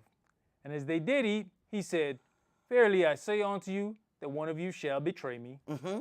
And they were exceeding sorrowful, and began every one of them to say unto him, Adonai, is it I? And he answered and said, He that dips his hand with me in the dish, the same shall betray me. The Son of Man goes as it is written of him. But woe unto that man by whom the Son of Man is betrayed. Uh-huh. It had been good for that man if he had not been born. Uh-huh. So even being in the Word, there's some betrayal that is written in the script. It has to happen. Go ahead. Then Yehudas, which betrayed him, answered and said, Master, is it I? You have to think about this. Even the deceiver don't know that he's a deceiver. The deceiver think that they in the right place. The deceiver think you wrong. The deceiver look you right in the face and say, is it I? They done set up a whole thing against you and said, I ain't did nothing. I got nothing but love for that brother. They done dug 5 holes for you to fall in. And in their mind, they still justified. They still don't know that they are the deceiver. That's deep. Go ahead. At this point, Yehudas is himself asking that question. Right. And that's the whole deep part of it. That the deceiver who has already set forth the deception asks, is it me? Well, I mean, didn't you make plans to do that? But I didn't see that as deception. I mean, not the way that I think, feel, and believe. I don't think that that's deception just because I told you lies. I don't think that's deception just because I said that I was down, but I was really using, everything that I was getting from you to, build and set up my own thing. I really didn't see that as deception. I just seen that as the way the world is. Oh, okay. That's why a deceiver will look straight in the eye of the master and say, is it I? Go ahead. He said unto him, You have said. And as they were eating, Yahshua took bread and blessed it and brake it and gave it to the disciples and said, Take, eat. This is my body. Now, this is a simple statement, but this simple statement is now that he knows that he's down to the number of people that he is destined to deal with. He said that in a different way earlier, and it caused separation. Once again, those feelings caused that separation, and he wanted the separation. You got to keep, see, we want to cry over the spilled milk. And Yahweh had already determined, no, you can't drink that milk. He the one knocked it on the ground. He said, no. That part of the milk was poison. That's why I made you knock it over. Go ahead. And he took the cup and gave thanks and gave it to them, saying, drink you all of it, for this is my blood of the New Testament, which is shed for many for the remission of sins.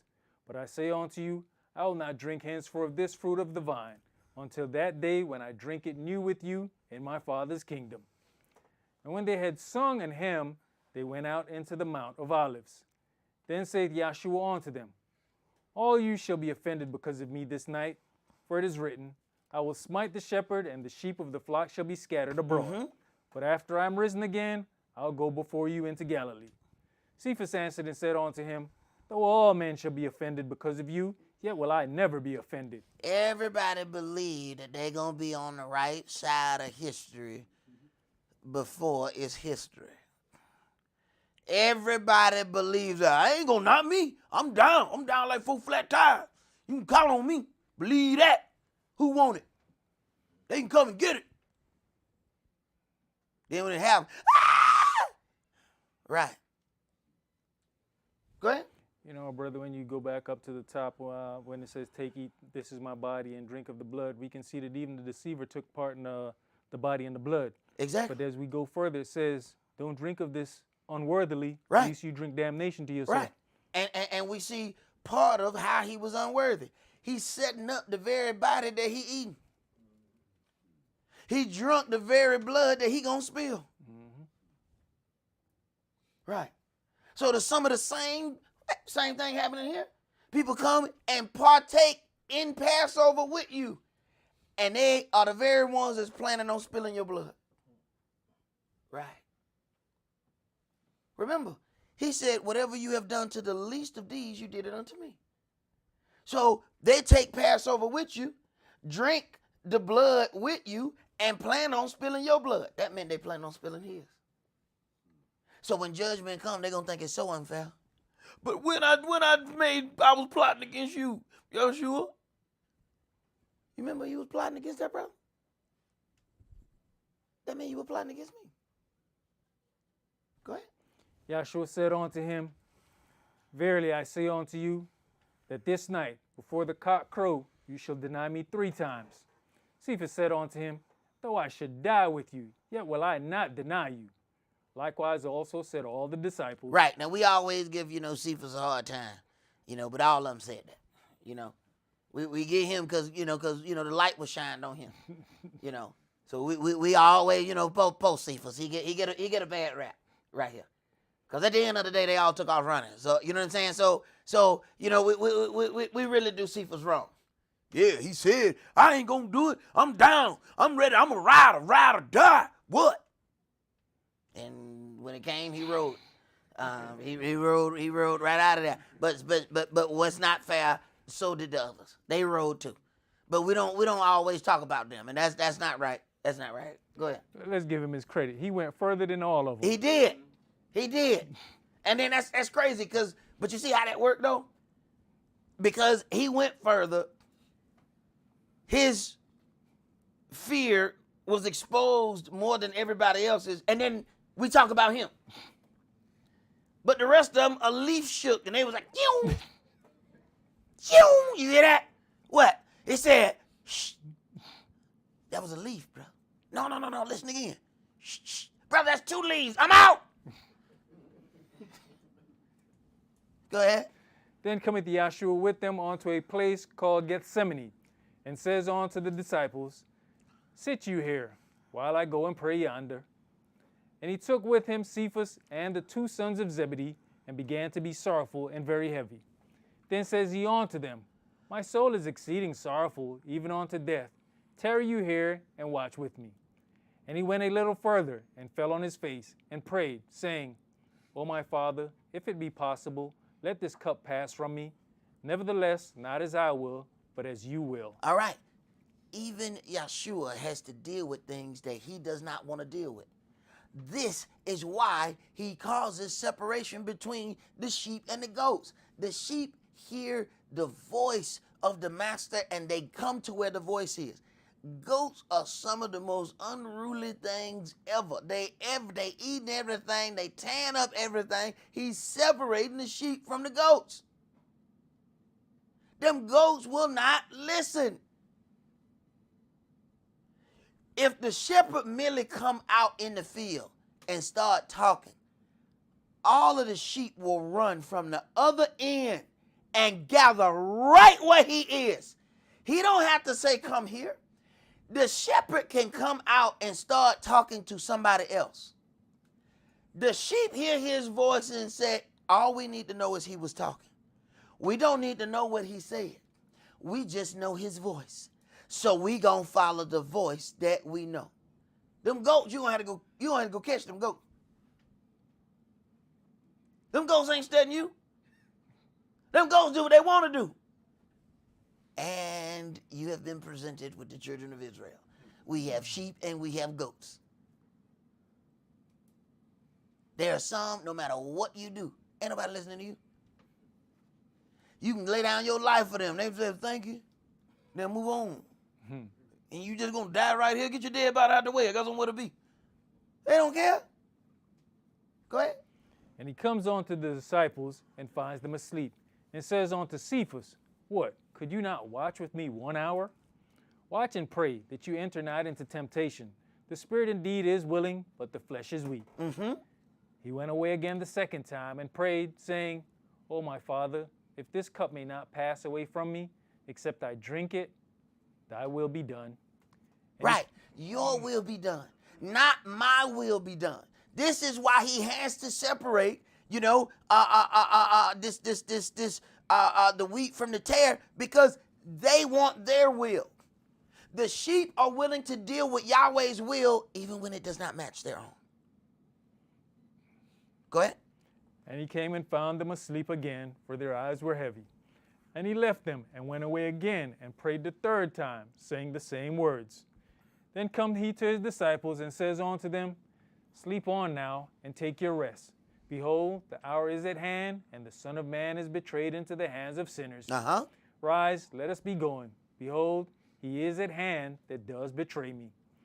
And while he yet spake, lo, Yehudis, one of the 12, came, and with him a great multitude with swords and staves, from the chief priests and elders of the people. Now you see how the deceiver has even deceived himself. Is it I? How is it that you don't know that you're a deceiver? Man, I ain't got nothing but love for that brother. A deceiver will say that with a straight face. Why? Because they so slick they have deceived themselves. They actually believe that they don't mean you any harm. He actually believed that he didn't mean, like, this ain't gonna do nothing. I mean, somebody got to go ahead and get this money. I mean, he been doing all these miracles. They're gonna try to kill him. I mean, he ain't gonna die. No harm, no foul. I mean, I watched him do miracles. He brought people back from the dead. So they gonna do something, but he gonna bring himself back. So I ain't really did nothing. It's like the brothers that say, I'm gonna go and I'm gonna steal in the rich part of town. Why? They got money. So I didn't really steal. I mean, I stole, but I didn't steal. Right. Go ahead. Now he that betrayed him gave them a sign, saying, Whomsoever I shall kiss, that same is he. Hold him fast. Deceivers still work the same way. They'll come right up to you and hug you, give you a pound, a hug, and a kiss. And the whole time they were like, this is him. Kill him. Go ahead. And forthwith he came to Yahshua and said, Hail, Master, and kissed him. And Yahshua says unto him, Friend, wherefore are you come? Then came they and laid hands on Yahshua and took him. And behold, one of them which were with Yahshua stretched out his hand and drew his sword and struck a servant of the high priest and smote off his ear. Then said Yahshua unto him, Put up again your sword into his place, for all they that take the sword shall perish with the sword. Now, this was that part where they was all about it. But then Yahshua does something that turns, and now they don't know how to be about it. See, we all know how to be about it in violence. It's a very short trip to Cuckoo Land. And we all got reservations. You know what I'm saying? Some of us have a paid for a condo right there in Cuckoo Land. You ain't got to have no keys, and then they know when you walk through, they open. Welcome back. Yeah, that's right. You know what I'm saying? They know you in Cuckoo Land. You like Cuckoo Land mayor. Okay? So they are ready for Cuckoo Land. They don't understand once it changes. Now, see, this is how Yahweh deals with you. You're going to have to deal on a level that's not normal to you. You're going to have to reach for this level. They know this level right off the rip. All right, they came, swing. He said, that's not how you going to fight this. Put the ear back. Now, we all out of options. No, wait a minute. Now, what we supposed to do now? You mean we can't fight? This is what I want to do. They come and take you. I want to fight. No. Now we got to reach deeper now. Go ahead. Thinketh you that I cannot now pray to my Father, and he shall presently give me more than 12 legions of angels? Now, here comes our self-will, because we saying we want you to live and we will kill for you to live.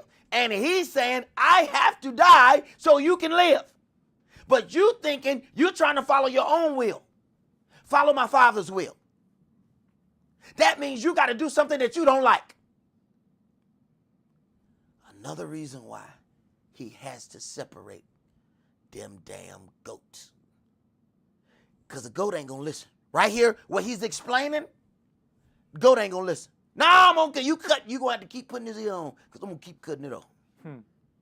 If they were one of them goats, he'd had to put that ear on about 5 times. He might have an ear right here in the middle of his forehead. It done cut so many times. Go ahead. But how then shall the scriptures be fulfilled, that thus it must be?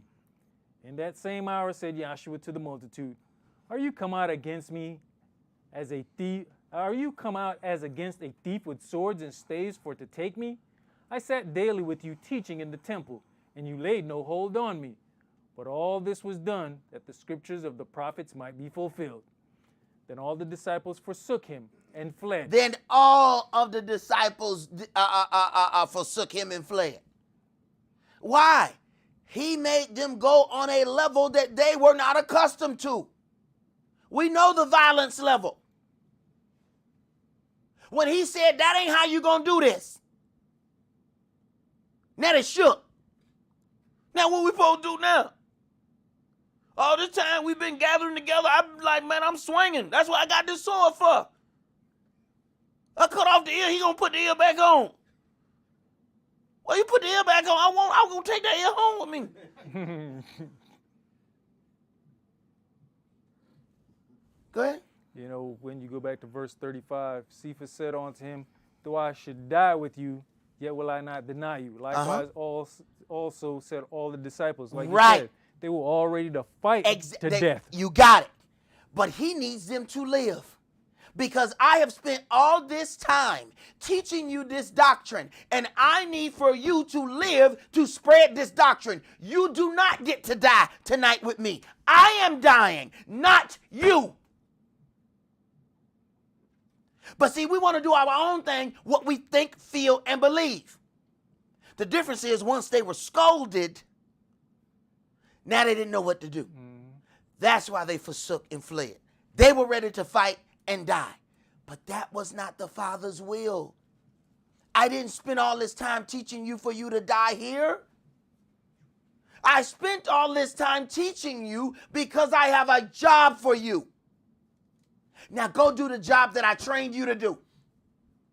You don't get to die tonight. That was Yeshua's job. Go ahead. And they that had laid hold on Yahshua led him away to Caiaphas the high priest, where the scribes and the elders were assembled. But Cephas followed him afar off unto the high priest's palace, and went in and sat with the servants to see the end. Now the chief priests and elders and all the council sought false witness against Yahshua to put him to death, but found none. Yea, though many false witnesses came, yet found they none.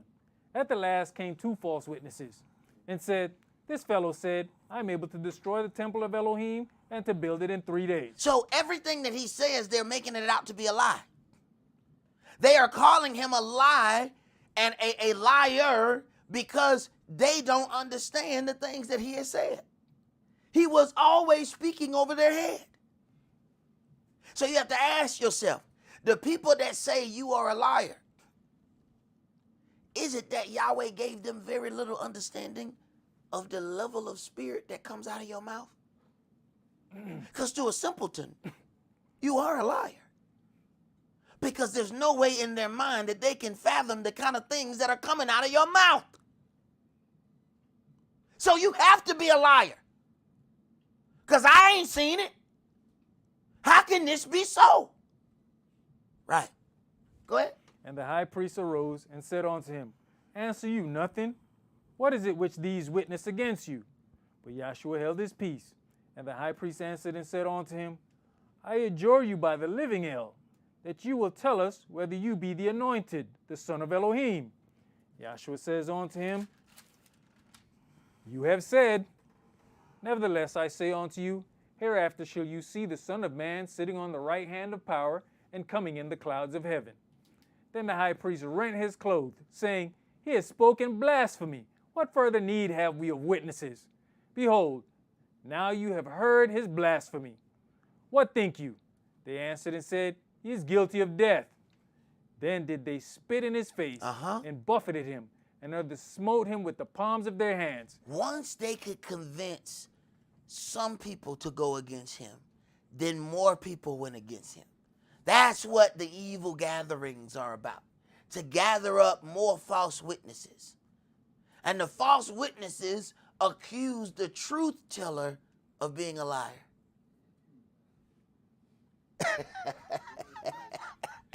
Boy, go ahead. Saying, Prophesy unto us, you anointed one, who is he that smote you? Now Cephas sat without in the palace, and a damsel came unto him, saying, You also was with Yahshua of Galilee. But he denied before them all, saying, I know not what you said. Right. And we give him a hard time for this, you know.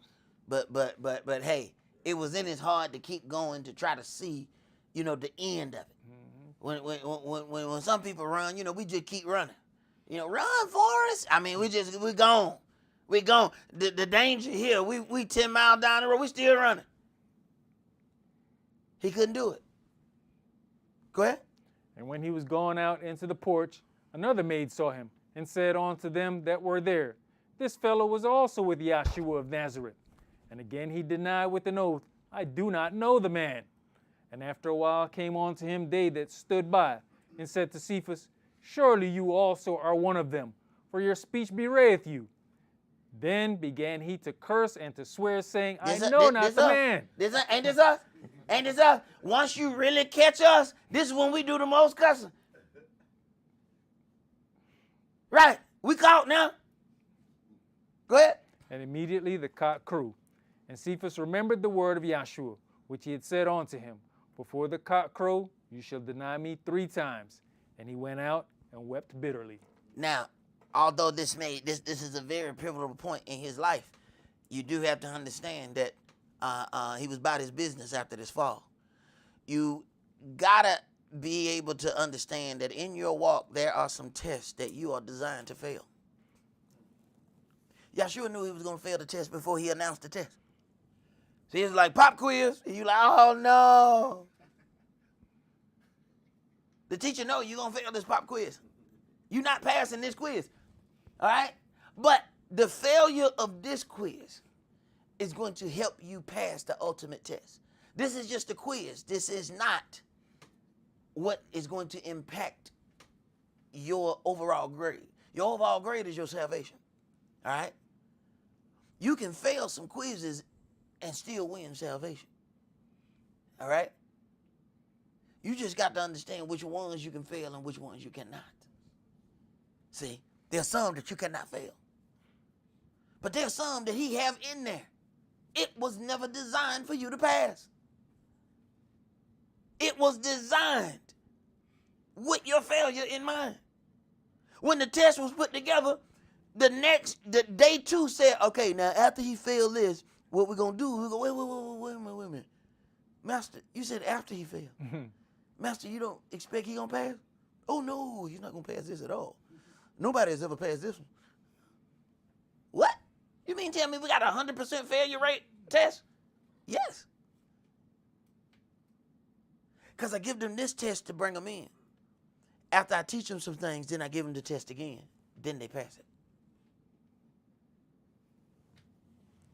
Go ahead. Verse chapter 27.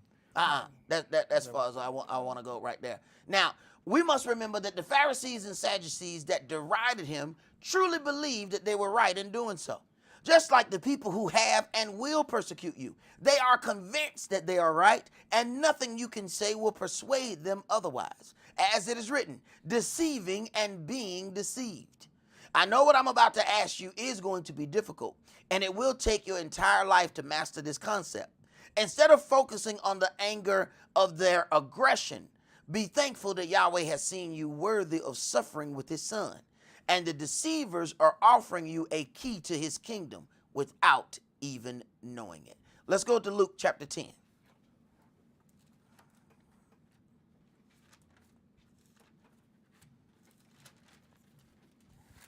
See, they think they locking you out the kingdom, and they the ones that's help cutting your key.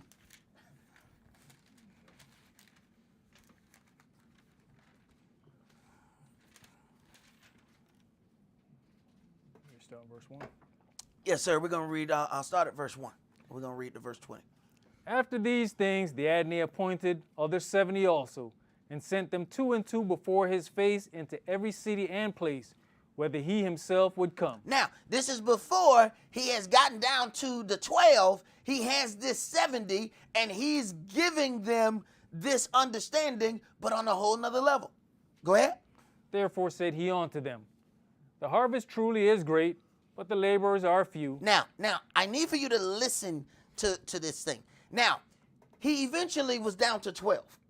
But right now he has 70 others, and he says the laborers are few. Wait a minute. You got more than what he ended up with. He's saying the laborers are few. So what is he saying? Y'all not real laborers. Learn how to listen. Sometimes what we want is the enormous packed room. We want packed all these things. Do understand, all those not servants. So you got seat fillers. See, if you ever go to a show, you ever seen some of them TV shows that film before a live audience? Yeah, they got seat fillers. They put people in the seats. They just grab people off the street. Come here, sit in seat number 4. So when we paying, the audience is full.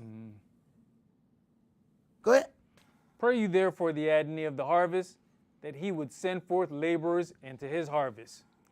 Go your ways. Behold, I send you forth as lambs among wolves.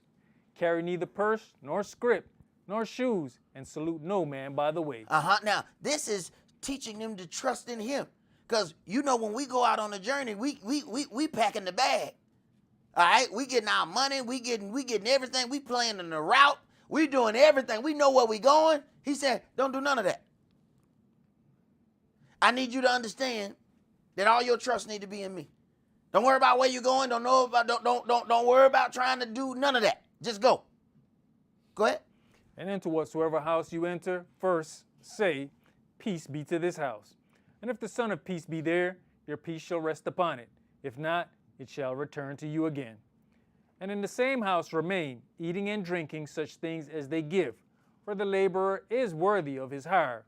Go not from house to house. And into whatsoever city you enter, and they receive you, eat such things as are set before you. And heal the sick that are therein, and say unto them, the kingdom of Elohim is come near unto you. But into whatsoever city you enter, and they receive you not, go your ways out into the streets of the same, and say, even the very dust of your city, which cleaveth on us, we do wipe off against you. Notwithstanding, be you sure of this, that the kingdom of Elohim is come near unto you. But I say unto you, that it shall be more tolerable in that day for Sodom than for that city. Woe unto you, Chorazin! Woe unto you, Bethsaida! For if the mighty works had been done in Tyre and Zidon, which have been done in you, they had a great while ago repented, sitting in sackcloth and ashes. But it shall be more tolerable for Tyre and Zidon at the judgment than for you. And you, Capernaum, which are exalted to heaven shall be thrust down to hell. He that hears you hears me. Here we go again. When the servants who have been given a charge, okay, when they hear you, they hear me. So when they have a problem, when they call you a liar, they calling him a liar. Because they don't believe that his words are coming out of your mouth. Go ahead. And he that despise you despise me. Uh-huh. And he that despise me despise him that sent me. Uh-huh. And the 70 returned again with joy, saying, Adonai, even the devils are subject unto us through your name. Now, listen to how he has to deal with them. Look at what they are happy about. Okay? This is the difference between these 12 that he's going down to and then the 70 others. They are amazed at what? The power. Devils are subject to us. Go ahead. And he said unto them, I beheld Satan as lightning fall from heaven. Behold, I give unto you power to tread on serpents and scorpions, and over all the power of the enemy, and nothing shall by any means hurt you. Notwithstanding, in this rejoice not, Rejoice not. that the spirits are subject unto you, but rather rejoice, because your names are written in heaven. In other words, they didn't even know what to be happy about. See? So what happened then? These are other laborers. These not his, it said other. See, so he got some other servants. They're not on the level of his more intimate servants. They don't even know what to be happy about. They're not happy that their names are written. They're happy at the power that they have. Let's go to John chapter 6.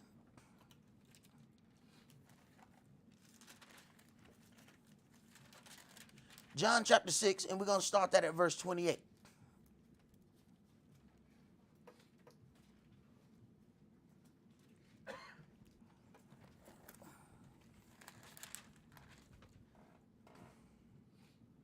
Then said they unto him, What shall we do, that we might work the works of Elohim? Yahshua answered and said unto them, This is the work of Elohim. This is the work of Elohim. Everybody think they're doing his work. Listen. That you believe on him whom he has sent. Stop. The biggest work that you can do is to believe on him whom he have sent. Well, wait a minute. He sent Yahshua, then Yahshua sent others. Wait a minute. That then goes in a line. Your biggest work is to believe in the correct doctrine. Uh-oh. Everybody think they working for him. Everybody think they doing works. Okay, who you doing them for? Go ahead. They said therefore unto him, What sign showeth you then, that we may see and believe you? What does you work? Our fathers did eat manna in the desert, as it is written, He gave them bread from heaven to eat. Then Yahshua said unto them, Verily, verily, I say unto you, Moshe gave you not that bread from heaven, but my Father gives you the true bread from heaven. For the bread of Elohim is he which comes down from heaven and gives life unto the world. Then said they unto him, Adonai, evermore give us this bread. And Yahshua said unto them, I am the bread of life. He that comes to me shall never hunger, and he that believes on me shall never thirst. But I said unto you, that you also have seen me and believe not. All that the Father gives me shall come to me, and him that comes to me I will in no wise cast out. Now, he's saying these things beforehand. See, this is how he gets down to his 12. So you have to look at, not only does the Father love separation, but he seems to separate a certain kind of way. Everybody feel a certain way in their heart.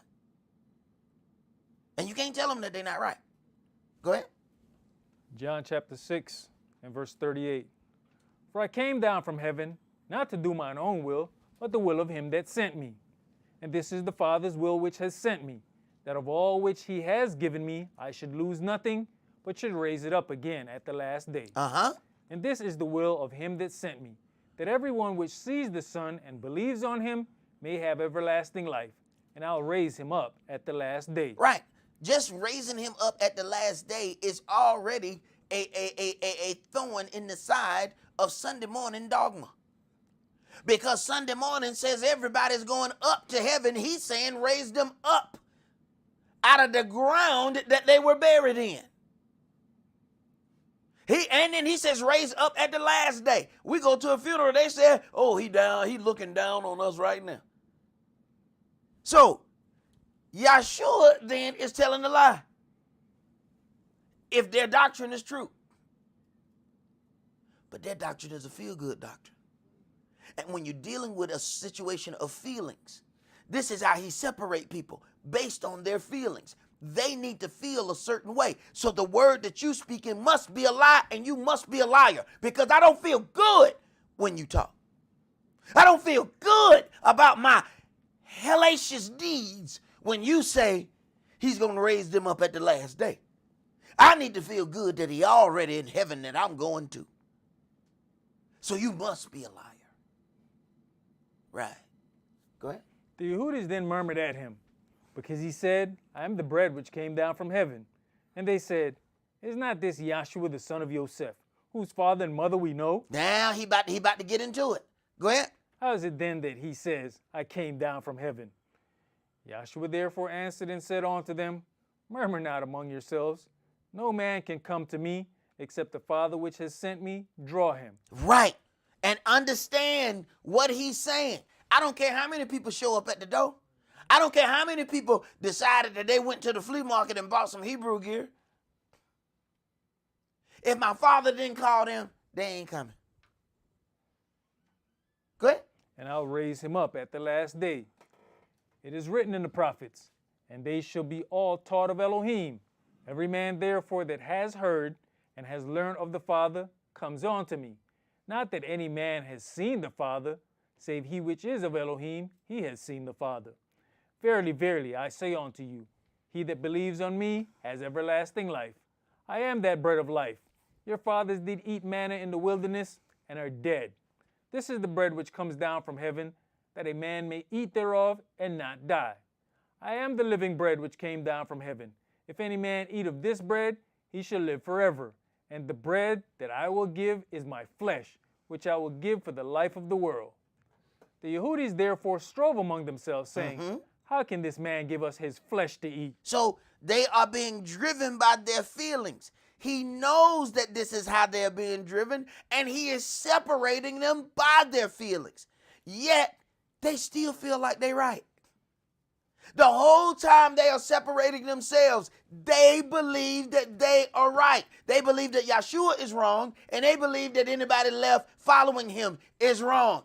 They don't understand that he used their feelings to separate them. And they still don't see it. Go ahead. Then Yahshua said unto them, verily, verily, I say unto you, except you eat the flesh of the Son of Man and drink his blood, you have no life in you. Whoso eats my flesh and drinks my blood has eternal life, and I'll raise him up at the last day. For my flesh is meat indeed, and my blood is drink indeed. He that eats my flesh and drinks my blood dwells in me, and I in him. As the living Father has sent me, and I live by the Father, so he that eats me, even he shall live by me. This is that bread which came down from heaven, not as your fathers did eat manna, and are dead. He that eats of this bread shall live forever. These things said he in the synagogue, as he taught in Capernaum. Many therefore of his disciples, when they had heard this, said, this is an hard saying. Who can hear it? When Yahshua knew in himself that his disciples murmured at it, he said unto them, does this offend you? What and if you shall see the Son of Man ascend up where he was before? It is the Spirit that quickens. The flesh profits nothing. The words that I speak unto you, they are spirit and they are life. Right. So he knew, hey, I might as well go ahead and let them separate. Does this offend you? What happened when we get into deeper things? You offended by this little thing. Then you should be separated. Because as this road goes and it gets even more narrow, you're going to get cut off anyway. Go ahead.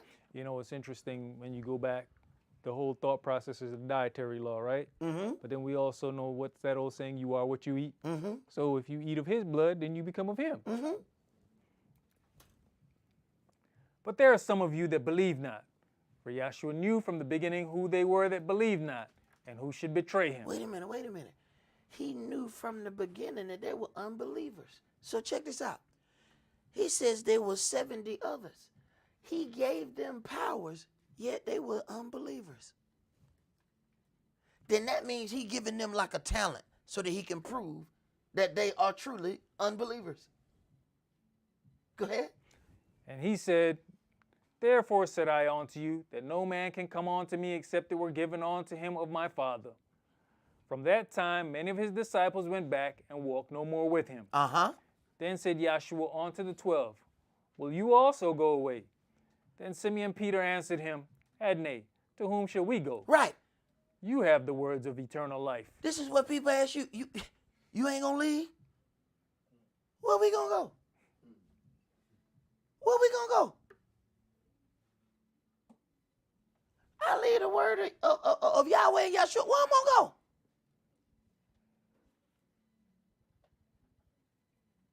He said, look, I might not understand what he is saying. I might not understand what he's doing right now. But I ain't leaving this word. But see, the devils are convinced, well, you can go and get the word anywhere. Keep believing that. Keep believing that. Go ahead. And we believe and are sure that you are that Mashiach, the Son of the living El. Yahshua answered them, Have not I chosen you 12, and one of you is a devil? Have not I chosen you 12, and one of you is a devil? Let's go to Yohanan chapter 17. Brother Eli, turn them speakers up in here for me. Thank you, brother. Yohanan 17. Yep.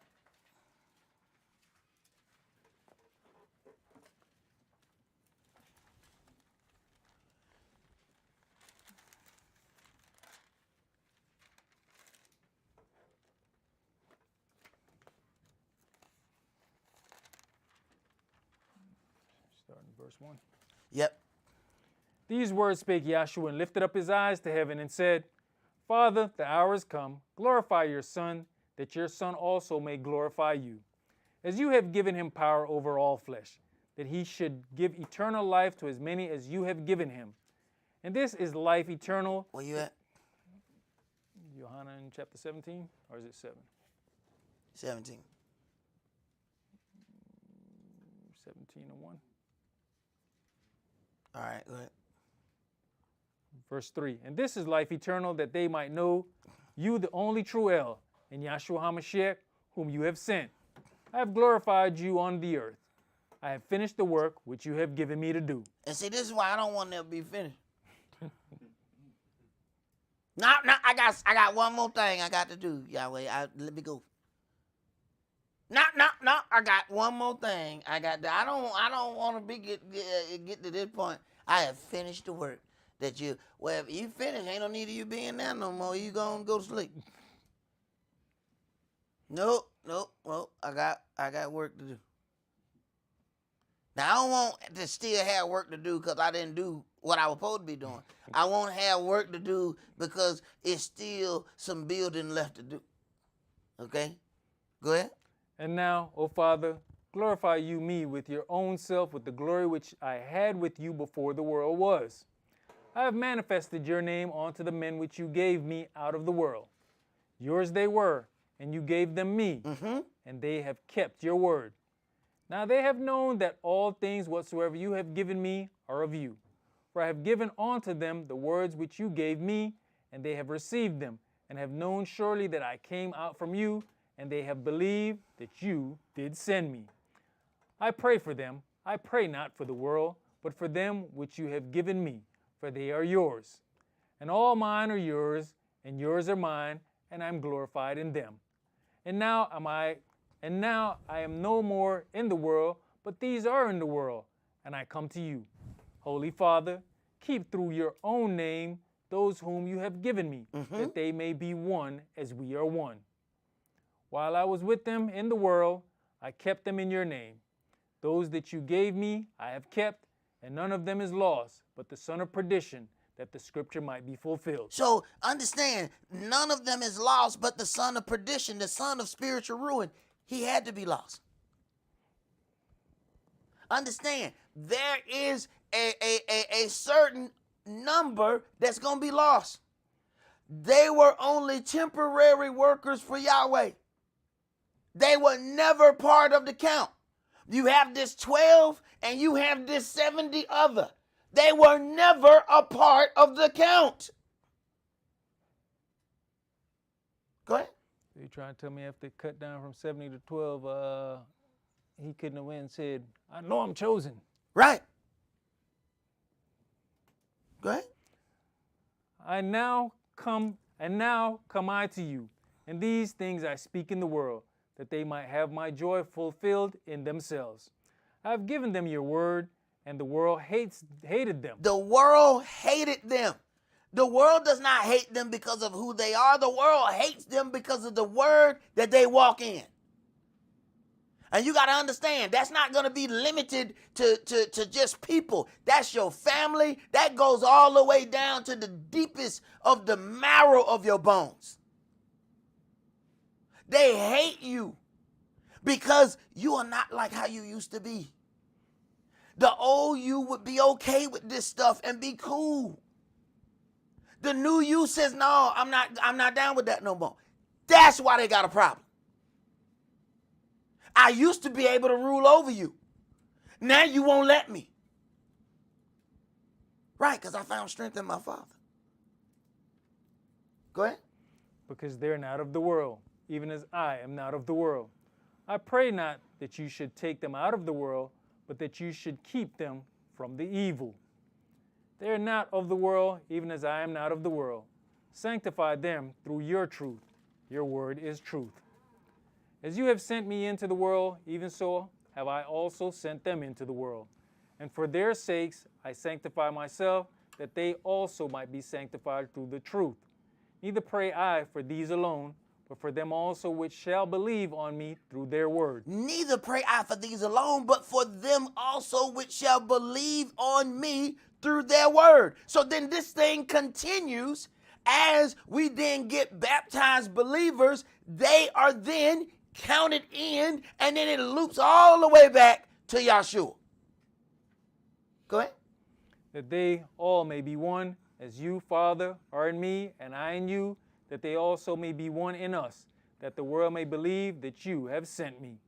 And the glory which you gave me, I have given them, that they may be one, even as we are one. I in them, and you in me, that they may be made perfect in one, and that the world may know that you have sent me, and have loved me as you have loved, and have loved them, as you have loved me. Father, I will that they also, whom you have given me, be with me where I am, that they may behold my glory, which you have given me. For you loved me before the foundation of the world. O righteous Father, the world has not known you, but I have known you, and these have known that you have sent me. And I have declared unto them your name, and will declare it, that the love wherewith you have loved me may be in them, and I in them. Amen. Let us hear the conclusion of this matter. Let's go to 2 Thessalonians chapter 2. 2 Thessalonians chapter 2, and we're going to read verses 1 through 17.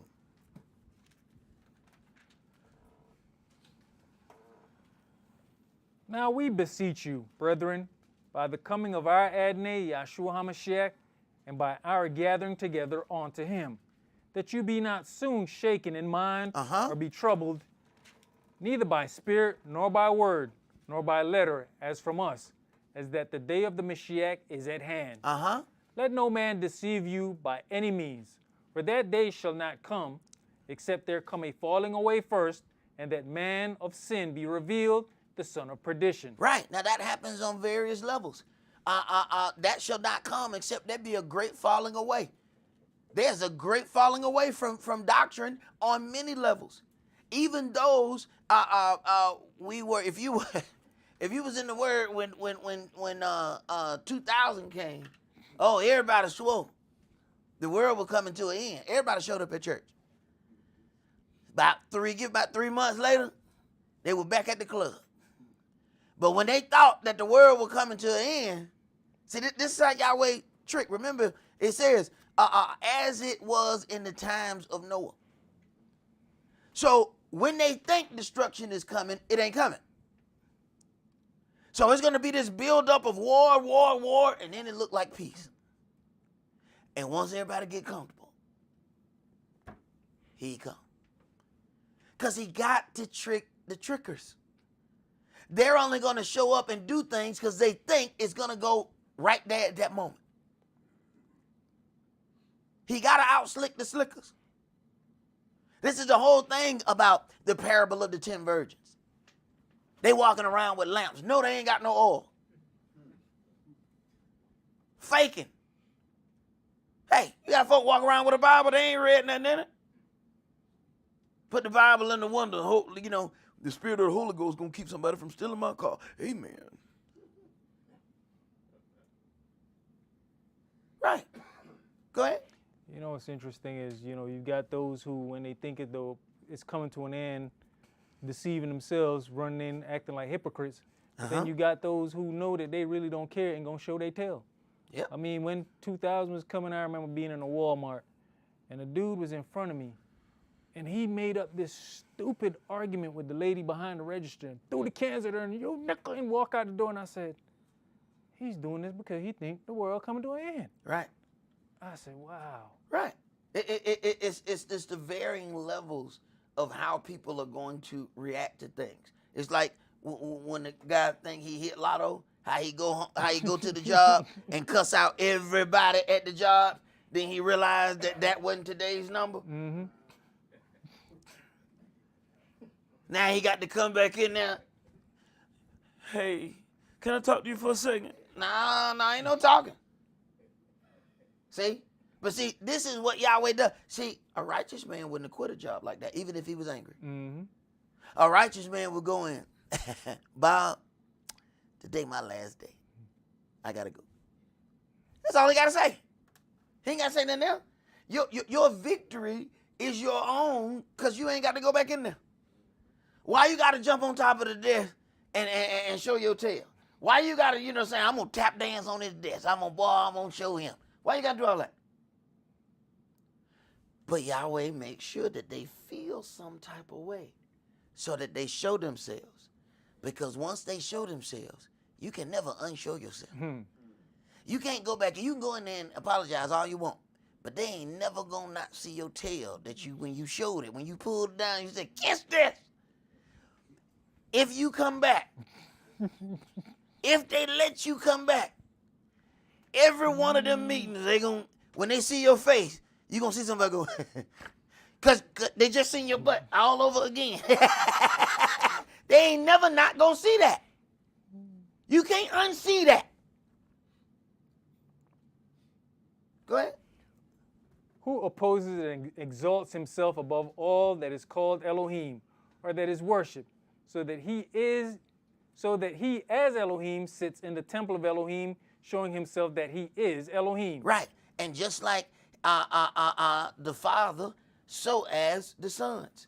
This person is so bold that he going to sit in the temple of Elohim saying that he is Elohim, so he's what? Saying it's his house. His minions act the same way. They will come in and try to take over Yahweh's house and then transform their house into Yahweh's house. The followers act just like their daddy. Go ahead.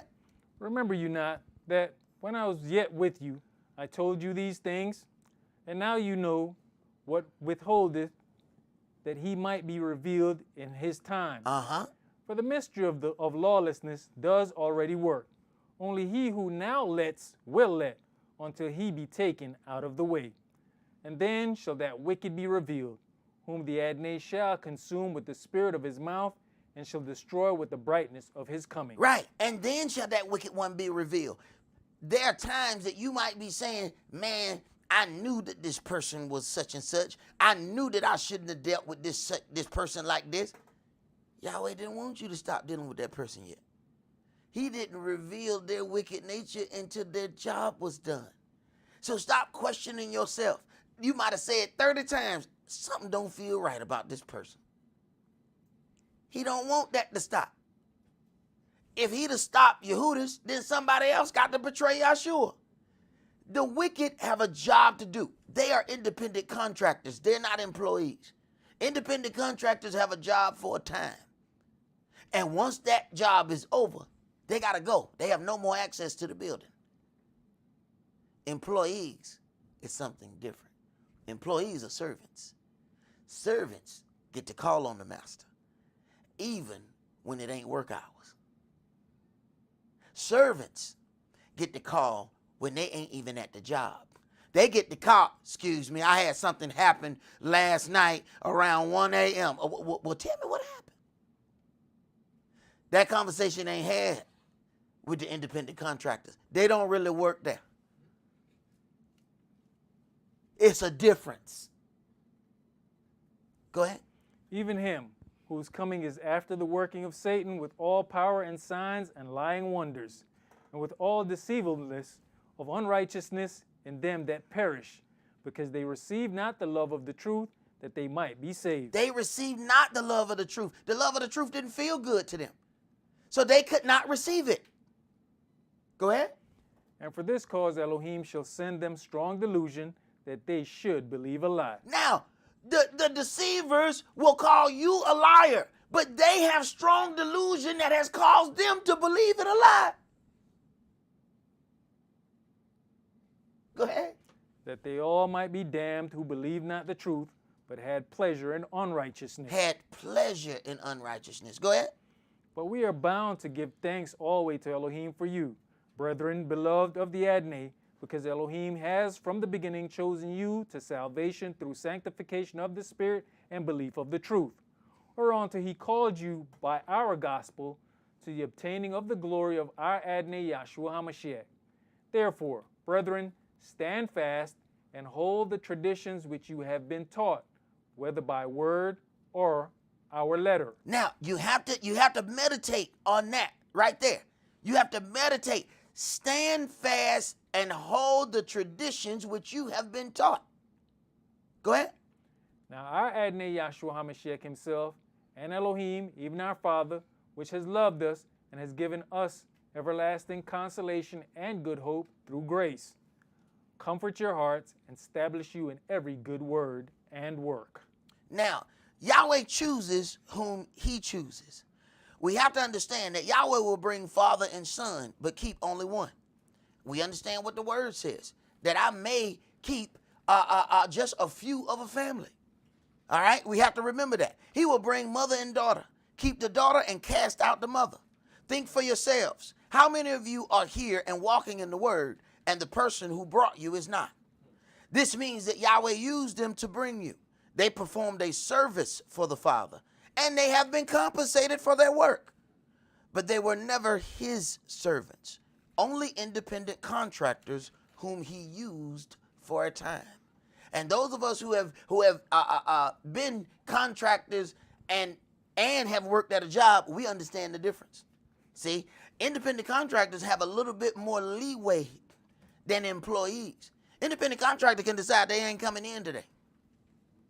Employee can't decide that. But also, employees have a little bit more security than what an independent contractor has. See, when the workload gets low, they tell the independent contractors, just don't show back up. When an employee is there and the job gets low, they say, all right, well, we're just going to give y'all some modules to do. But y'all still on the clock. Y'all still going to get paid. The contractors got to go home. So understand the difference. And when we deal with this separation, we can read about this separation, but it's important that you see the certain levels of separation that happens amongst you. You know, sometimes people are not separated because they're evil. They may just have a different spirit than what Yahweh is trying to deal with you. You look at some of the separations that have happened here.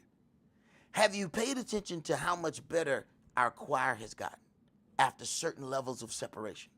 Have you paid attention to how much better our sound has gotten after certain levels of separation? Have you paid attention to how much better the graphics on our documentaries have gotten? You know, these not new people. These are all the same people. Have y'all paid attention to how absolutely amazing our website is? If you guys are not paying attention, you need to go to the UCI.org and pay attention to how our website is growing. Do you understand that these same people who was doing this, they were still here before? But you have to understand what Yahweh does in separation. When there was a situation between Abraham and Lot, Yahweh caused a separation. It didn't mean he was saying Lot was evil.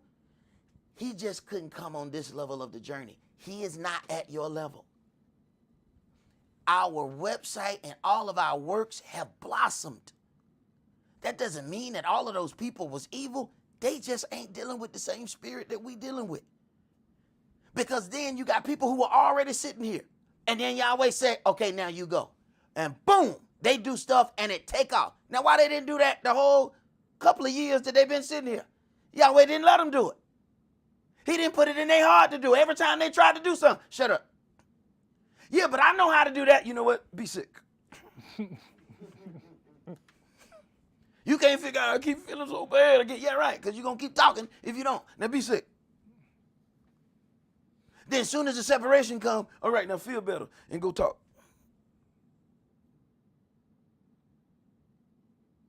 There is Passover and there is passed over. But it all depends on the job of that angel, which one is the good one. And sometimes you can be in a situation where the adversary has caused that separation, and then the devil got him now.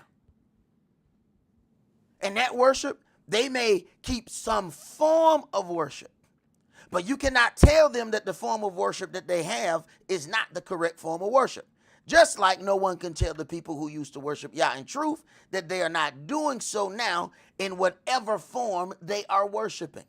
What we have to understand is the devil always have to do something different. See, Yahweh set up the Sabbath. The adversary of the devil is going to set up another day. He set up something like the Sabbath. All right? He has a day that's Sabbath-like. It's Sabbathish. But it's not the Sabbath.